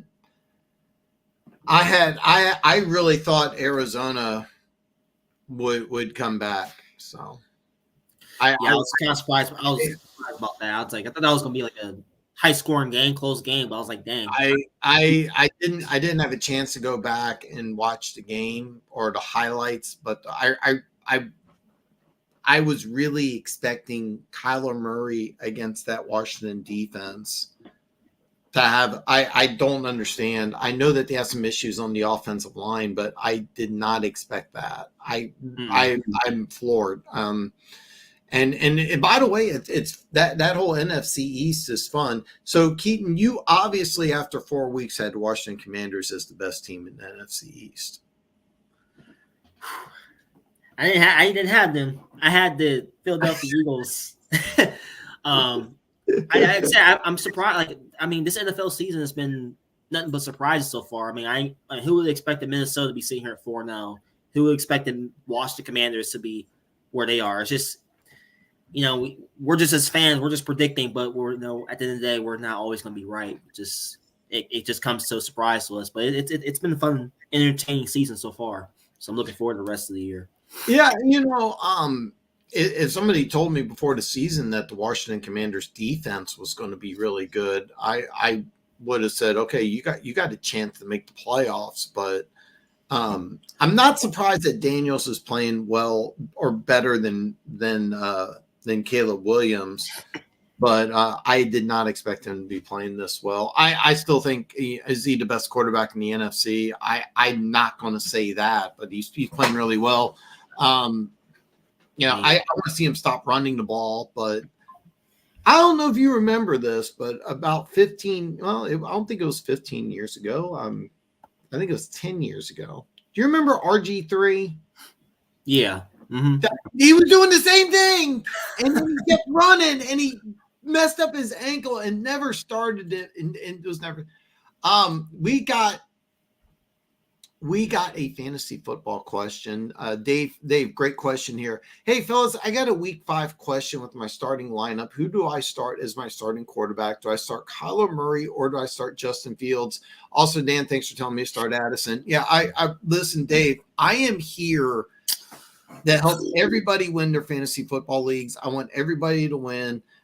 Even though Keaton doesn't do fantasy football on his channel, he's come here on Monday night. He's helping. So you're getting DP'd here by a couple guys to help you on your fantasy football league. So Keaton, I'm going to give you an opportunity here. So you have Kyler Murray. Okay. Mm-hmm. Kyler Murray I'm going to make sure that both these guys are playing this week. This is the first week we have buys, and I normally have the schedule memorized. I don't have it. Yeah, Kyler Murray has a tough matchup at San Francisco. Now, Fred Warner, I think, is going to be out for a couple weeks. That's something you want to take into consideration. Yeah. Really means a lot on the field, off the field. It's a big loss, but I mean, you're still in San Francisco. I mean, it's a tough matchup. Yeah. Pittsburgh's a little more interesting. At home, Sunday night, Dallas comes to town. Mm-hmm. So which one do you like better? Now, I just found out that looking at the matchups with Kyler Murray going up against the 49ers, Justin Fields going up against the Cowboys, there's no Micah Parsons or Marcus Lawrence for this week for that defense. He's out. I know Lawrence is out for like 4 or 6 weeks, and then I believe I saw that Micah Parsons out for 2 to 3 weeks. So that's going to be a huge loss for that Dallas defense, especially a team that's, I mean, they won last week, but I really haven't been all that impressed with Dallas so far. So, I mean, if to answer your question, Kyler Murray's going up against a better defense in the 49ers, and he didn't look all that impressive yesterday against the Commanders. So I would roll Justin Fields. Plus, he's obviously the quarterback. I've been saying all along that he should be a starting quarterback for the Steelers. Now, their offense needs to be more consistent, but Justin Fields, I like what I've been seeing for him so far than I do with Kyler Murray. So, like I said, there's no Micah Parsons or Lawrence for that Dallas defense, so there's definitely going to be some openings for Justin Fields to get the ball to his receivers and make plays with his legs. So I will definitely roll Fields on that. I could. By the way, Dave, I agree with Keaton. I'm leaning towards Fields, but I'm gonna argue for Kyler Murray. I mean, I'm gonna give you the argument for Kyler Murray. You do have better receiving options. Okay, you do have Marvin Harrison Jr. I love George Pickens, but you do have Marvin Harrison Jr. I believe Trey McBride. And one thing about the NFL is that you want to go with matchups. I think Trey McBride's going to play. Fred Warner being out is you're going to have some opportunities. I would go with Fields. I thought Dallas's defense was going to be a lot better. The one thing I also want to point out is I put action on Pittsburgh, which, by the way, if I knew Joe Flacco was going to play, I asked Keaton about Joe Flacco sometime this hour. If I knew Flacco was going to play, I would not have put action on Pittsburgh. But down 17-0, Fields started making some plays in that game. If he can continue that type of improvement, every week he gets better. So you have some massive upside. I tried to make the argument for Kyler Murray just so you can get yin and a yang. I'm going to level with you. I think that this is Justin Fields all the way. I really would really strongly consider it, even though Fred Warner's probably going to be out for a couple of weeks. Right. Jaden Daniels is the truth. I'm okay. A few things. Number one, I saw the same thing with RG3. And somebody's got to tell Jaden Daniels not to run the ball so damn much. I don't care what he's listed at. He's like 190, 200. You're not going to last that long in the NFL. By the way, did you see Josh Allen didn't finish the game on Sunday night? Yeah, he got shut down. I was not expecting that. you were definitely right about that game. I'll give you that. I had a really good feeling about Baltimore there, but I mean. You saw Anthony Richardson running the ball around. He got knocked out of the game. So, like, look, Jaden Daniels, please, like, Washington, quit running the kid. I just watched RG3 do the same thing not that long ago, and he got hurt, wasn't the same. So yeah. Yeah, agree. You play the Washington defense, or did you play Jaden Daniels? By the way, good call with Jaden Daniels. I started Kyler instead of I started Kyler this week. By the way, Dave, I was adamant Kyler Murray was a must start last week against what I thought was going to be look. I watched Joe Burrow throw for 320 and 3 touchdowns on Monday Night Football. Why wouldn't you start Kyler Murray? I'm not going to go and watch it, but I guess Washington's defense was ready. Denver Gator doesn't like getting DP'd, but, all right. Come on, Denver Gator. I know you want to get – okay, I better stop that. We're going to try to keep this clean here. Yeah, the Washington defense, I watched them on Monday night, and I was like, yeah, Kyler Murray's going to have a field day. He had a terrible game. I don't get it. Andre, speaking facts, I want to get Keaton Talk Sports opinion on here. Okay, so let's, in case Keaton didn't see it, in case somebody in the chat, Anthony Richardson went down early in the game. Joe Flacco came in. The offense, which really struggled, opened up. Michael Pittman, who I've been telling everybody to bench in fantasy football, had 113 yards. I think it was 6 for 113. Mm-hmm. I don't think he had a touchdown. I could be wrong about that. Keaton, I'm going to stop talking here. Joe Flacco on the Colts last week. I want to hear your opinion. Yeah, honestly, I was really surprised.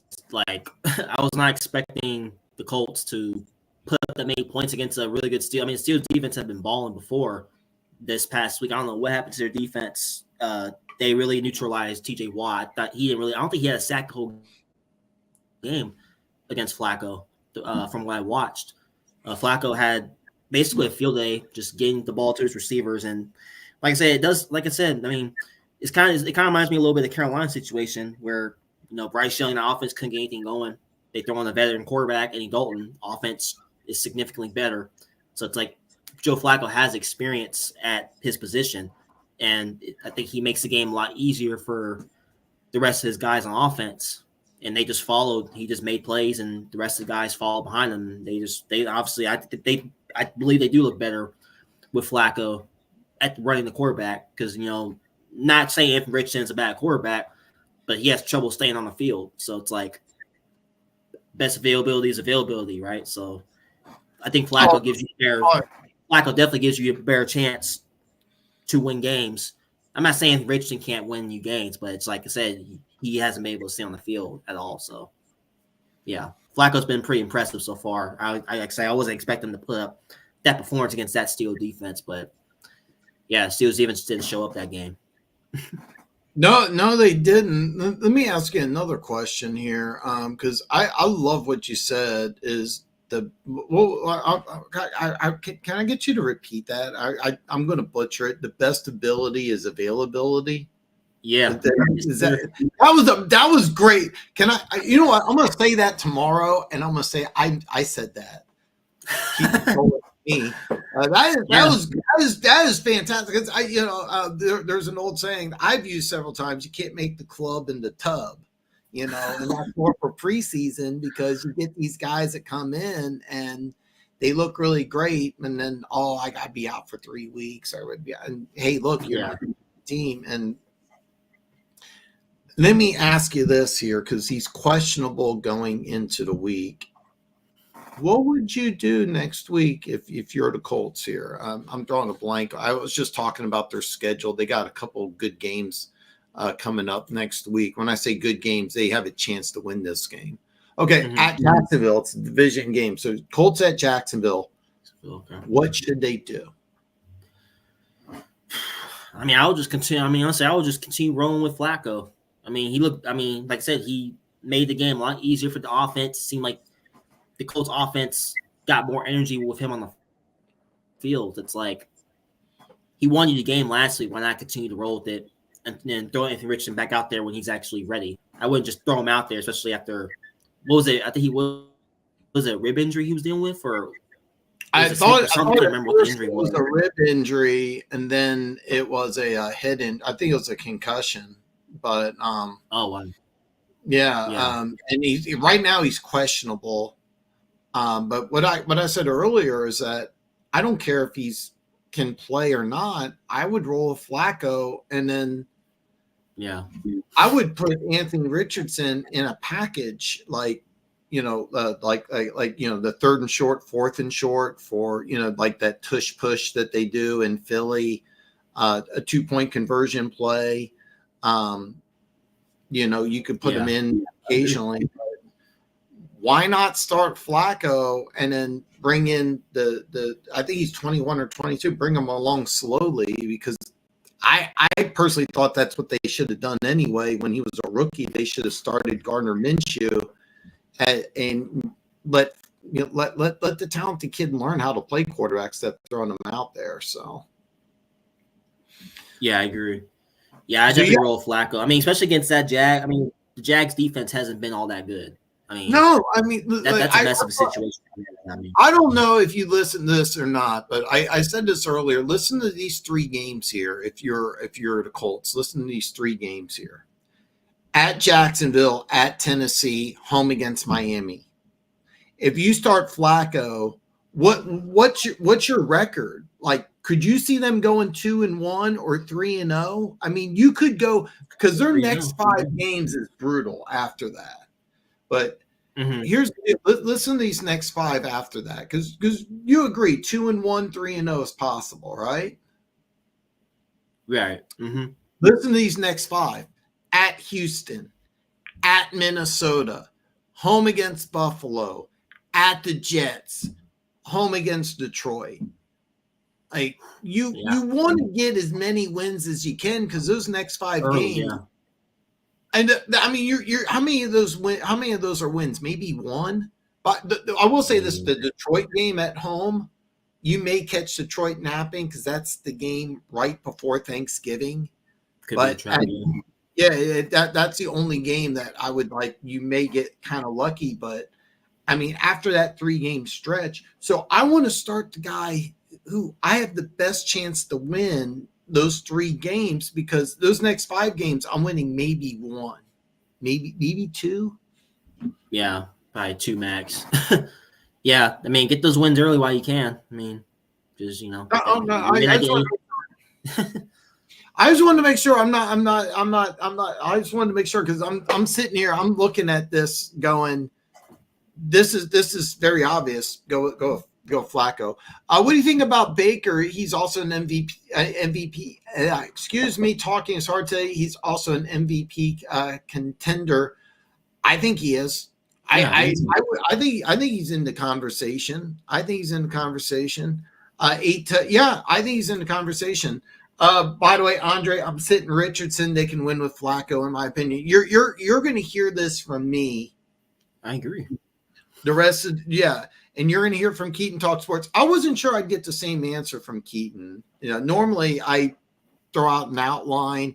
I give him today. I just said, you know what? I'm just going to turn the camera on, let Keaton talk. So, Throw Keaton to the Wolves. I'm kind of a jerk, but Andre, you're getting it from Keaton. You're getting it from me. Roll with Flacco. You got a 22-year-old quarterback with a ton of ability that doesn't have to me, it looks like he doesn't understand how to run an NFL offense, and he doesn't know how to read an NFL defense. So, Dave said, did I make a mistake in dropping Gesicki for Cade Otton? Gesicki seems to be losing snaps to All Junior. So All Junior is a 4th-round rookie out of Iowa. A lot of ability. Iowa's becoming tight end U. I mean, let's just be honest here. It's funny because you'll never see a worse offense than Iowa Hawkeye offense, but they got I don't know what it is. They got NFL tight ends. Cade Otton is interesting. Really starting to get some upticks.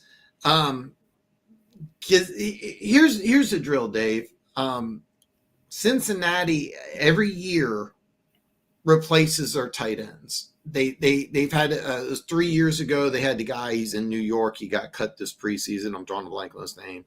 Last year was Hayden Hurst. This year they signed Gesicki. They don't throw to their tight end in the Cincinnati offense.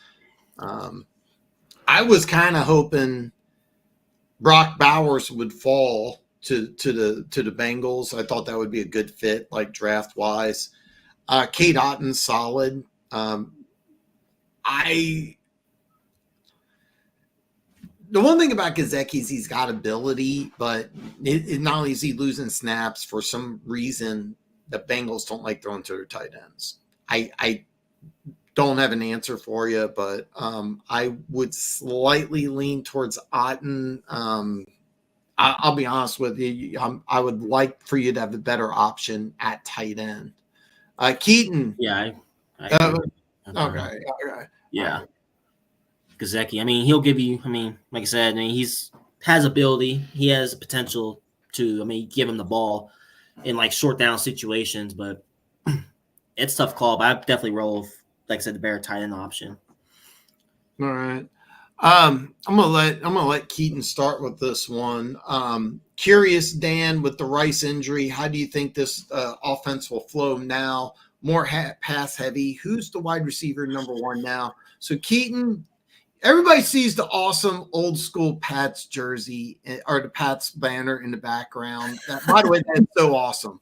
Yeah, that is so awesome. I love the old school, the Patriots logo when they do the white with the stripe. I think that's awesome. Yeah. So red ones, yeah. Yeah, those are badass. I really, really, really like those. So getting you out of your wheelhouse. Let's ask you a Chiefs question here. What this is a great question Andre has. I know what I got, but I want to hear your opinion because you're not a Chiefs fan. Yeah. So that's crazy because I just found out this morning that he tore his ACL, which is insane. I heard that Mahomes ran into it. That's crazy. Yeah, Mahomes. It was friendly fire. Mahomes threw an interception. Rashee Rice, he was just trying to make a play. He collided with Mahomes. It looked really bad. His knee, it should have been like this. It bent like that. It was really awkward. Anytime a player, just so you know, this sounds obvious to me, but when a player is carted off the field and the towel's over his face, know it's bad. Yeah. So I guess to answer your question, how would the offense flow? The way the Chiefs offense has, they've been. I wouldn't necessarily hit the panic button if I'm a Chiefs fan. Because coming off a Super Bowl win last year, normally offenses kind of get off to slower starts to begin to see. I think the Chiefs offense will be fine. So as long as you have Mahomes and the rest of that crew on that side executing on offense, I think they'll be all right because their defense is pretty solid on their side. If your defense is playing solid, if your offense can just be productive each week, even without him. I mean, I think the Chiefs will be all right. I don't think it's hit the panic button yet. But plus, you're still undefeated, so you're finding ways to win games, even though it's ugly, like ugly fashion. But I think they'll be all right. Because I mean, you can't write off. The thing is, people are already sitting there writing off the Chiefs, like, oh well, they're gonna not three-peat or they're gonna take a step back this year. I mean, they're the Kansas City Chiefs. Like until someone dethrones the Chiefs, I mean, they're still on top of the NFL until someone knocks them off. So I'm not gonna necessarily write them off yet because of the Rice injury. But it is a kind of a loss for that offense. That is, yeah. He had a good year with Cincinnati. They got rid of him. They brought in Hayden Hurst. He did nothing. So they bring in Gesicki, and that's the guy I couldn't think of. Andre. So here's the drill. Kareem Hunt looked really good in the running game. Juju Smith-Schuster, when they had him 2 years ago, was Kelsey was option number 1, and then Juju Smith-Schuster was option number 2 when he was healthy. A couple of years ago, they drafted a kid by the name of Sky Moore. I expected Sky Moore to be what Rashee Rice was. I have no answer why it didn't work. Now, he came out Central Michigan, so I thought it'd take some time. The time's now. He's not there. They got McCole Hardman. He's not really a dude. Hollywood Brown's going to play in January. So here's what you're going to look at. Who's the wide receiver number 1? The answer is it's going to change. Every single week, it's going to be somebody different. You're going to see probably in the next, let's just call it 13 games. Kelsey's going to be that guy 4 or 5 times. Juju Smith-Schuster 2 or 3. You're going to see a game where Xavier Worthy gets he's going to get 50, 60-yard touchdown. He's going to, hit, everybody's going to look at that ESPN. And then you're going to see a game where Noah Gray is going to have 6 or 7 receptions. And some of you are going to go, who's Noah Gray? He's the number 2 tight end that the Chiefs gave a 3-year, $20 million contract to. And a lot of people are like, well, who the hell's this? Chiefs really like this kid. There's a 4th-round rookie by the name of Jared Wiley who started getting more snaps in the game against Chargers. He's not going to be wide receiver number 1, but he's going to play a lot more. McCole Hardman had some games, but the Chiefs are more than happy to just say, hey, look, return punts and kicks. And so to answer your question, wide receiver number 1, it's going to change. I think it's going to be a lot more run heavy because Kareem Hunt played really well. He looks fresh. He's only got to be the guy for 2 months.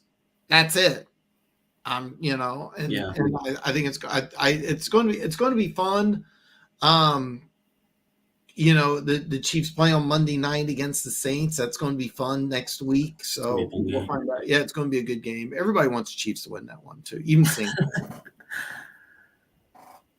Yeah, Anthony Richardson's just one of those dudes. I thought it was also a head injury. He's listed as questionable, but it looks like we all agree, man. We all agree that Flacco is throwing a TV to 14 different. I don't doubt that, man. But I think it's funny that we all agree though. Flacco should just start Flacco and go from there. Denver Gator says, hey, chat, Dan is too humble to ask, but everybody needs to like and subscribe, even share, help a brother out. Hey, Denver Gator, man, thanks for the love. And same thing with Keaton Talk Sports. By the way, a link in the description to Keaton Talk Sports. Make sure you hit his channel and subscribe. This is the only week ever that he's had more wins in his pick video than me. So trying to get in the double digits. I haven't been in the double digits yet this season. This year, I hit double digits week 1. And since then I've been awful, but our picks videos are really good. He does some cool stuff on his. I do some cool stuff on mine. Check them both out. Mine comes out tomorrow. I have no. Keaton, is yours coming out tomorrow?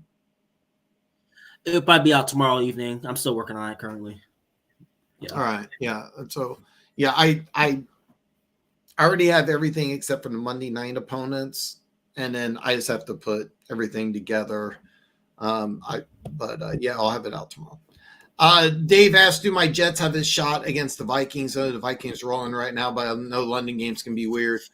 I'm not going to reveal who I have winning that game, Dave, but I will say this: the Jets 100% have a shot because number one, are the London games weird? The Vikings are coming off of an emotional win at Green Bay, a divisional opponent.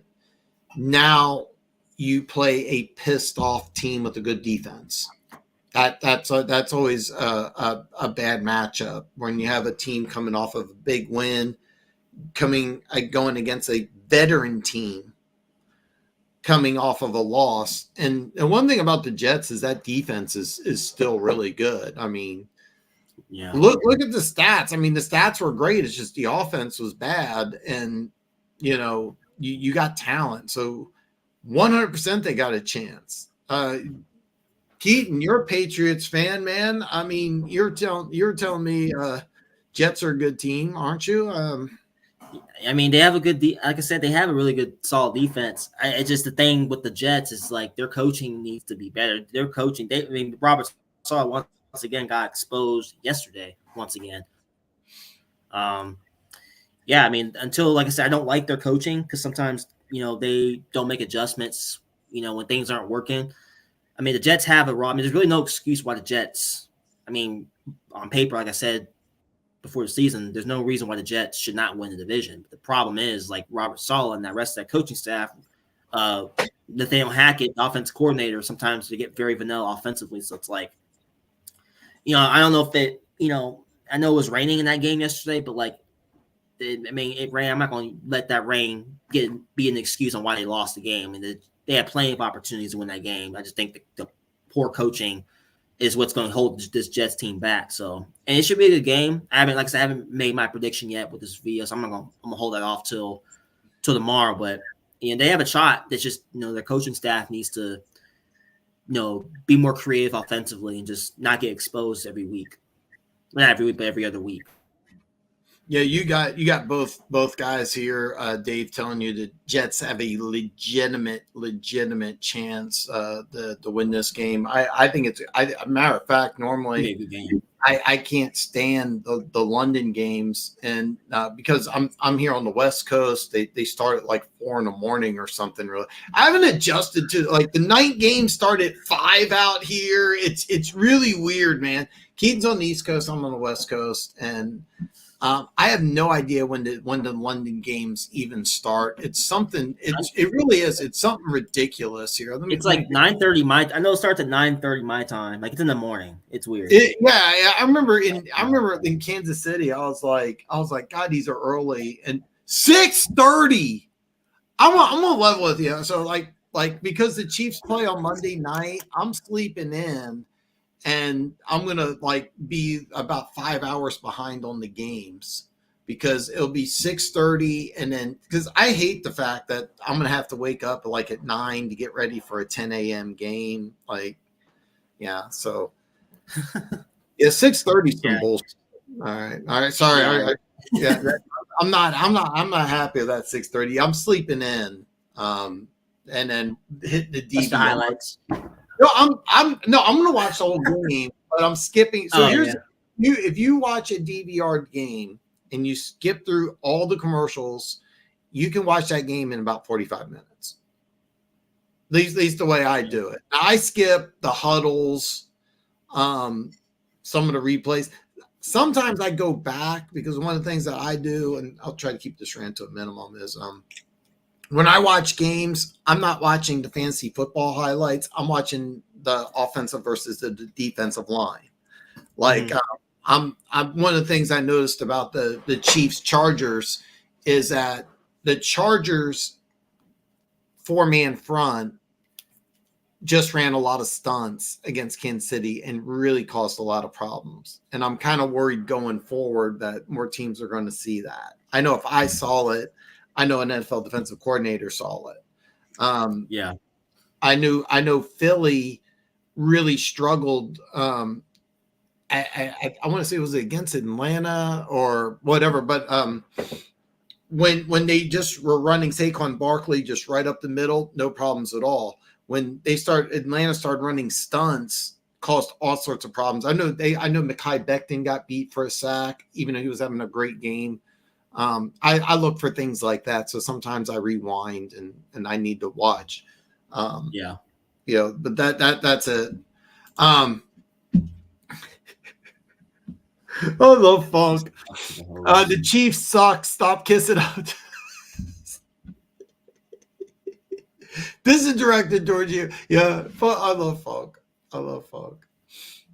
Chris T says, I just want to say I traded Ayuk for Olave, and I couldn't be happier. Olave did have a good game. I want to tell you this right now, Chris T. I've been saying this, is that I know the first couple weeks of the season, Olave has – like this is going to be a dude who has somewhere probably between 1,100 and 1,300 yards, probably 8 touchdowns. His performance is going to go way up.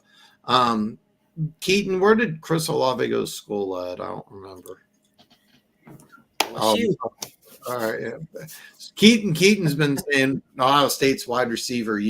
I wish I had Gooch in the chat, who's a big Bama fan. He may disagree with you. That game was great. So you're not going to believe this. Okay, I have to work Saturdays, right? Saturday night, I'm almost ready to leave, right? Mm-hmm. Guy's on his phone. Oh yeah, Dan, man, Alabama won. I'm like, I was so excited. I was going right. So I didn't even watch any of the highlights because I wanted to watch some other games because I was going to go home Saturday, stay up late, watch Georgia Bama on the DVR, and right before I'm getting ready to leave, guy ruins it for me. Am I the only person who doesn't understand how DVR works? Am I the only one? Some people like to spoil it. Some people are with that. Yeah. I ended up watching highlights of a bunch of. I went back. I don't know if you've seen any of this Colorado Buffaloes team, but I don't know if you've seen. I get the name wrong. I get the name. Just Travis Hunter kid. I don't know if you've seen this kid play. It is unfreaking believable. Yeah. Dude, I've seen some two-way players, but this is different. I think it was 7 catches, 100 yards, and a touchdown, and he also had an interception in the same game. And I mean, he looks like Justin Jefferson on offense, right? Oh yeah, he looks like Justin Jefferson. Yeah. On defense, that's a shutdown.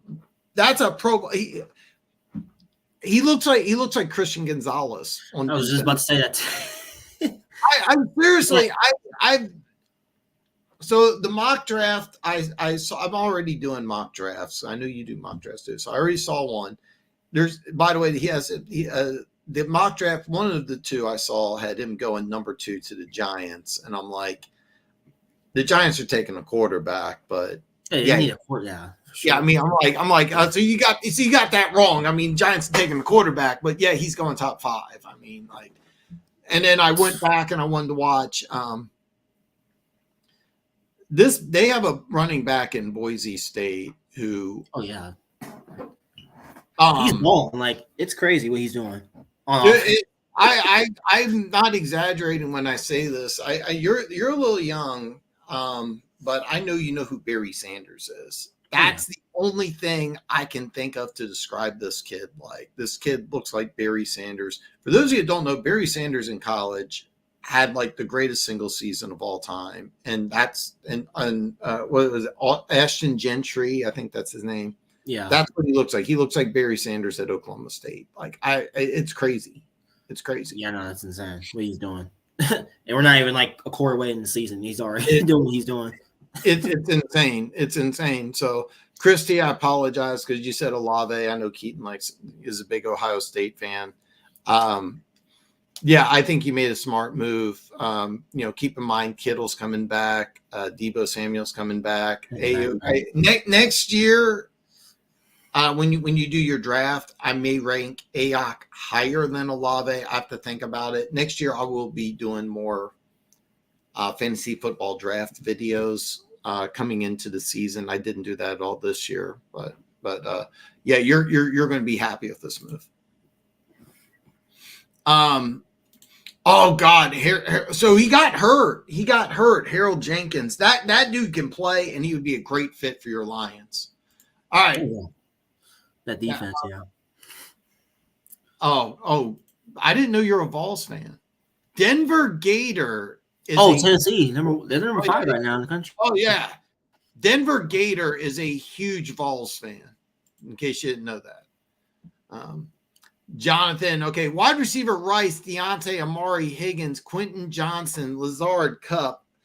I was thinking about dropping Lazard and Quentin for either Wendell Robinson, Wicks, Leggett, Josh Downs. Thoughts? I'm going to go first. I'm going to get Keaton's thoughts here. Number one, I know Wendell Robinson had a big game. I understand. I don't think it's sustainable. Okay, I don't think it's sustainable. Out of these guys, the guy I'm going to tell you to get, because he is the potential is just otherworldly, is Leggett. I'm telling you, I say, okay, Keaton, look, he's going to be, I think a bad number, but 6 for 66 and a touchdown, if I'm getting my math right. I'm going to go back and take a look, but I believe that's what I know. He had a touchdown. I think he had 60 yards. I know he had 60 receptions. That 6 for 666, it kind of bothers me, but it's a goofy. Here's the deal with Leggett. You're on a team with a bad defense. Yeah, it was 6 for 66 and a touchdown. Look, you're on a team with a bad defense. You're the number one receiver on that team. All right. Thielen's out. Deontay Johnson is a dude who's, I always loved him as a slot. I didn't think Pittsburgh really used him right. I think they're using him right, but Leggett's the guy. I'm not high on Robinson. Quentin Johnson, I had such a man crush on him coming out of college. The problem is with the Chargers offense, they want to be a run first team. Yeah. That's their identity. I mean, that's what they. Harbaugh even said that going into the season. They want to be a run heavy. Yeah. Just with the personnel they have. So yeah. Yeah. And just to clarify here, Rashee Rice, you have to drop him, unfortunately. It sucks. He's a number one. He really is. It sucks. So you have to drop Rashee Rice. I would pick up Leggett, no questions asked. Yeah. I would pick up Leggett, no questions asked. I agree. Especially like looking at what your question is, you say, would you drop Lazard? I would definitely drop him just because the Jets offense, like, great defense. Their offense has all the potential, all the talent, but like there's gonna be some weeks where, like yesterday against Denver, where they're just not gonna be able to do anything consistent. I'm just not buying it. So I think it's more of just them overlooking their opponents more than anything. So yeah, I would definitely pick up Leggett, especially now that Dalton's the quarterback. He's able to get the ball to his receivers more consistently than Bryce Young would. So. Yeah, plus the potential's there. He can just go up and get you 50-50 balls, which that's what he's known for in South Carolina. So yeah, get your guy Leggett. He'll give you some numbers. Yeah, and I'll be honest with you. Since you have to drop Rice, and I would recommend dropping Lazard as well. I'm not high on Wendell Robinson. I think it's kind of a flash in the pan. Keep in mind, I didn't have a chance to look at the injury report, but I firmly believe Neighbors will be back. Somebody tried telling me because of all the attention Neighbors getting, they'll open up the thing for Wendell Robinson. I'm not buying it. I think the 11 catches or whatever it was he had on Thursday night against the Cowboys, I think it's flash in the pan. I don't think it's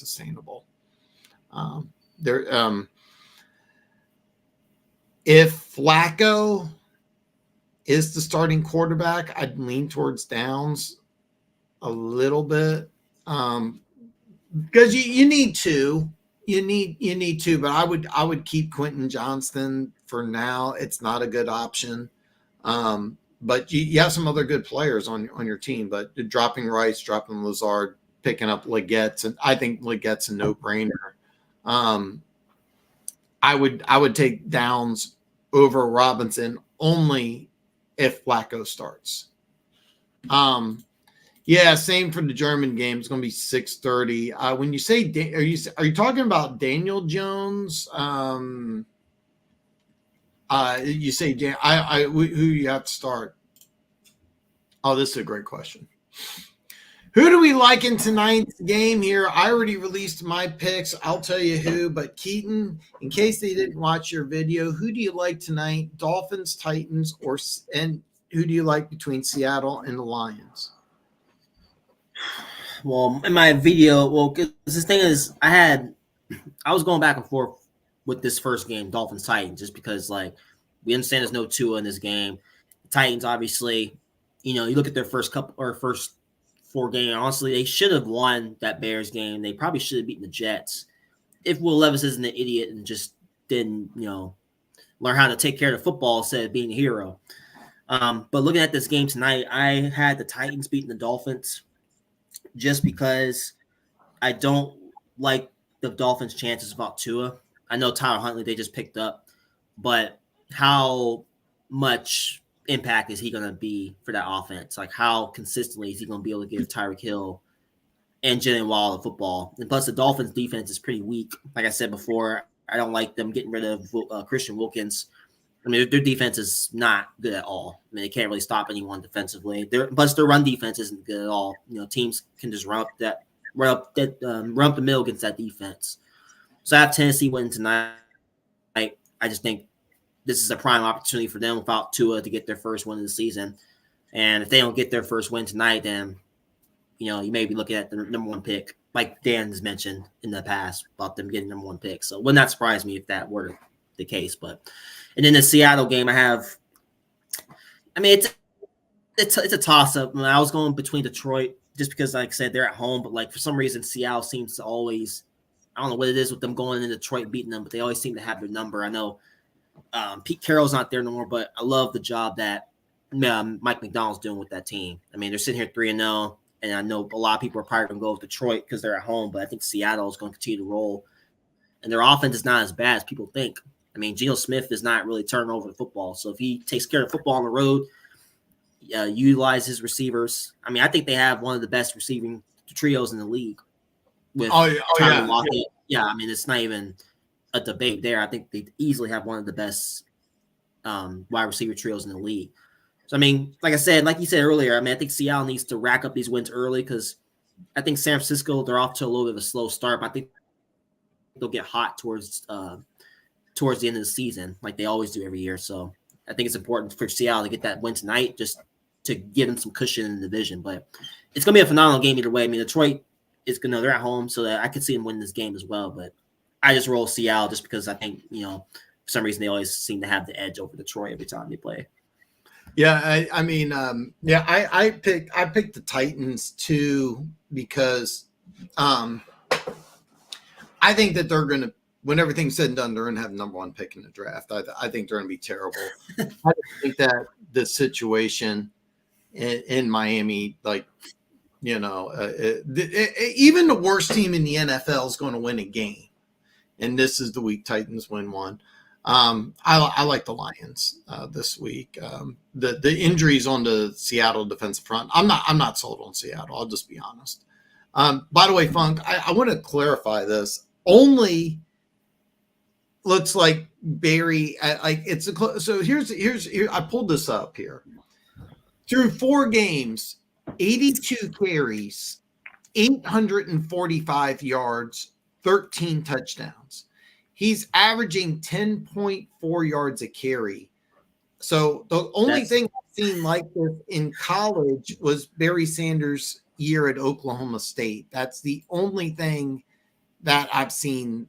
Like I can't think of anything else. I mean, over 10 yards a carry, and That's crazy. I mean, and he's hitting the ball 20 times a game. I've never seen anything like it. It's except for Barry Sanders and I lived in Kansas, so like at the time I think it was Big 8, so it was like Thurman Thomas was an All-American, so like you're like, and, Barry Sanders led, I think as a freshman, he was like the NCAA leader in kickoff yardage and stuff like that. So I knew about Barry more than most people because the Big 8, Kansas City really doesn't have a college team, so I knew about him. And then even though it wasn't televised, I just look in the paper, Barry Sanders, 30 carries, 350 yards, and it's like, what the hell? Yeah, but only on a college level. But this is a guy who's going to be a first round pick. Where in the first round he goes, I have no idea. Keaton wants him to go to the Chiefs. I want him in the Chiefs. So yeah, Barry Porter's another dude. Yeah. Rhinos Roundtable. I would love to know your opinion, Rhinos Roundtable. Who do you want to start at Jacksonville? Me and Keaton both think it should be Flacco, but yeah, he'll be in about 2 weeks when we run the Gatards.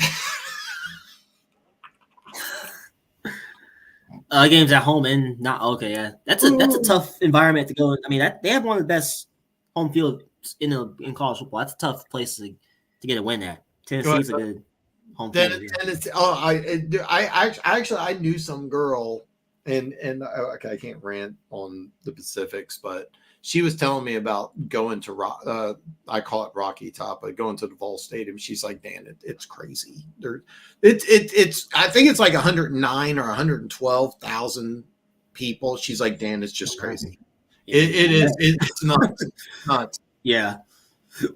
Andre, am I crazy if I do the trade of Neighbors and Addison for Amon-Ra? I'm going to give you my opinion, and then I'm going to go with Keaton. I need a little more information on the trade because I don't like the fact that you're giving up a 1 in Neighbors and a 2 in Addison for Amon-Ra. I don't know if I like that, but if you're stacked, I mean, I have a hard time picturing your receiving core losing both of these guys for one. I would advise against it, just because I can't see a situation where Addison's not either a 2 or a flex option. With buys coming up, you're going to have some issues. But I will say this: Amon-Ra would probably be a slight uptick over Neighbors. Remember, Neighbors, despite the concussion, and I think he'll be fine. I don't know that for a fact.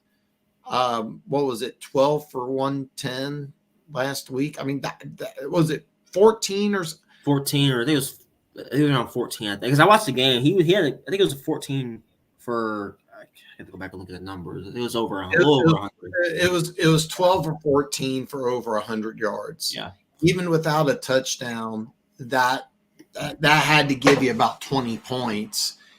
And Addison is now that he's had, he was out for the first couple of weeks of the season. He's going to be productive, man. I mean, he had 10 touchdowns last year, and the Vikings had 15 quarterbacks. So, I mean, I need a little more information, but I would lean against it. Keaton, what are your thoughts here? I mean, 2 really good wide receivers, Neighbors and Addison. I mean, like I said, I would just probably stick with what you have, honestly, just because, like, those guys are going to give you numbers each week, just given the talent around them at quarterback and all that. So I would just – Neighbors is a real deal. I mean, I know, like I said, he had suffered concussion and all that, but like I said, if you're looking at people that can give you numbers consistently every week, I would definitely keep those 2 guys. And just, keep it rolling from there. You got a high five. Oh God, that was so awesome. I that is so awesome, man. And it's funny because crap. By the way, we do have to wrap up here. Keaton's got about 5 dates lined up for tonight, and then he's also got to watch some Monday Night Football. So we do got to wrap up. If Keaton has to drop off, I'll answer every questions, but we do got to wrap up. That is so awesome. I didn't know you're a Vols fan. Denver Gators a Vols fan. Denver Gator. Chris, I have zero doubt that the Vols finally beat my Gators. I'm also a huge fan. By the way, this is not a lie. This is not a lie, Chris T. Denver Gator has been telling me for months I need to check out this kid Nico from the Vols. I need to check him out, and I haven't had a chance. Full disclosure, but what ranking is Florida? Are they ranked? Florida, or are they not ranked? Gator is Florida ranked? I haven't looked at this. No. I know they beat Mississippi State, but they're 2-2. Unfortunately. Oh, they are okay. Aaron, yeah. By the way, Caesar, I'm gonna let you know. I'm gonna rapid fire because I'm gonna get through everything. Unless you have a crazy lineup, Aaron Jones I think is a must start. There's not too many running backs I would start over Aaron Jones. Tough matchup against the Jets in London, but I think you got to do it. Yeah. Dave, this is a great question. How do you feel about the over/under on both of these games? I'm going to level with you. I don't like the over/under on either one of these. With the Lions Seahawks game last year, if I remember correctly, last year 37-31. But the Lions last week, I thought was going to be a shootout, and it was 2013. So I don't like the over/under on either one of these games. Here, let me pull it up real fast. I'm going to use BetUS. So the over/under is 37.5 for Tennessee and Miami. Backup quarter. Keaton. There's not going to be many points. Like I'm just saying, there's no Tua, and then like I said, how inconsistent the Titans' offense is. Like I said, Will Levis turns the ball over here and there. I don't think there's going to be many points scored. I'm going to tell you this though. I could not take under 37.5 on any game, so I don't like it. Yeah, 47 is a big number for Seattle and Detroit, but it was 20-13 last week. Seattle beat Miami 24-3. That's 27. So I don't like either one. I wouldn't put action on either one. If I was going to give you a bet, I would lean towards the over for Seattle and Detroit. But I mean, that's a big number, and the scoring's been down in the NFL, which I love. I agree. I like it. I love it. But the NFL hates it. But I mean, yeah. It's 47. There's not a good. I don't think there's a good bet on here. If you're going to put some action down, the only thing I would lean towards, I would take over 47 for Detroit and Seattle, but it wouldn't surprise me if so what do you think about this trade? I would give away Aaron Jones, Diggs, and Moody, and I will get Hall, Rice, and Aubrey.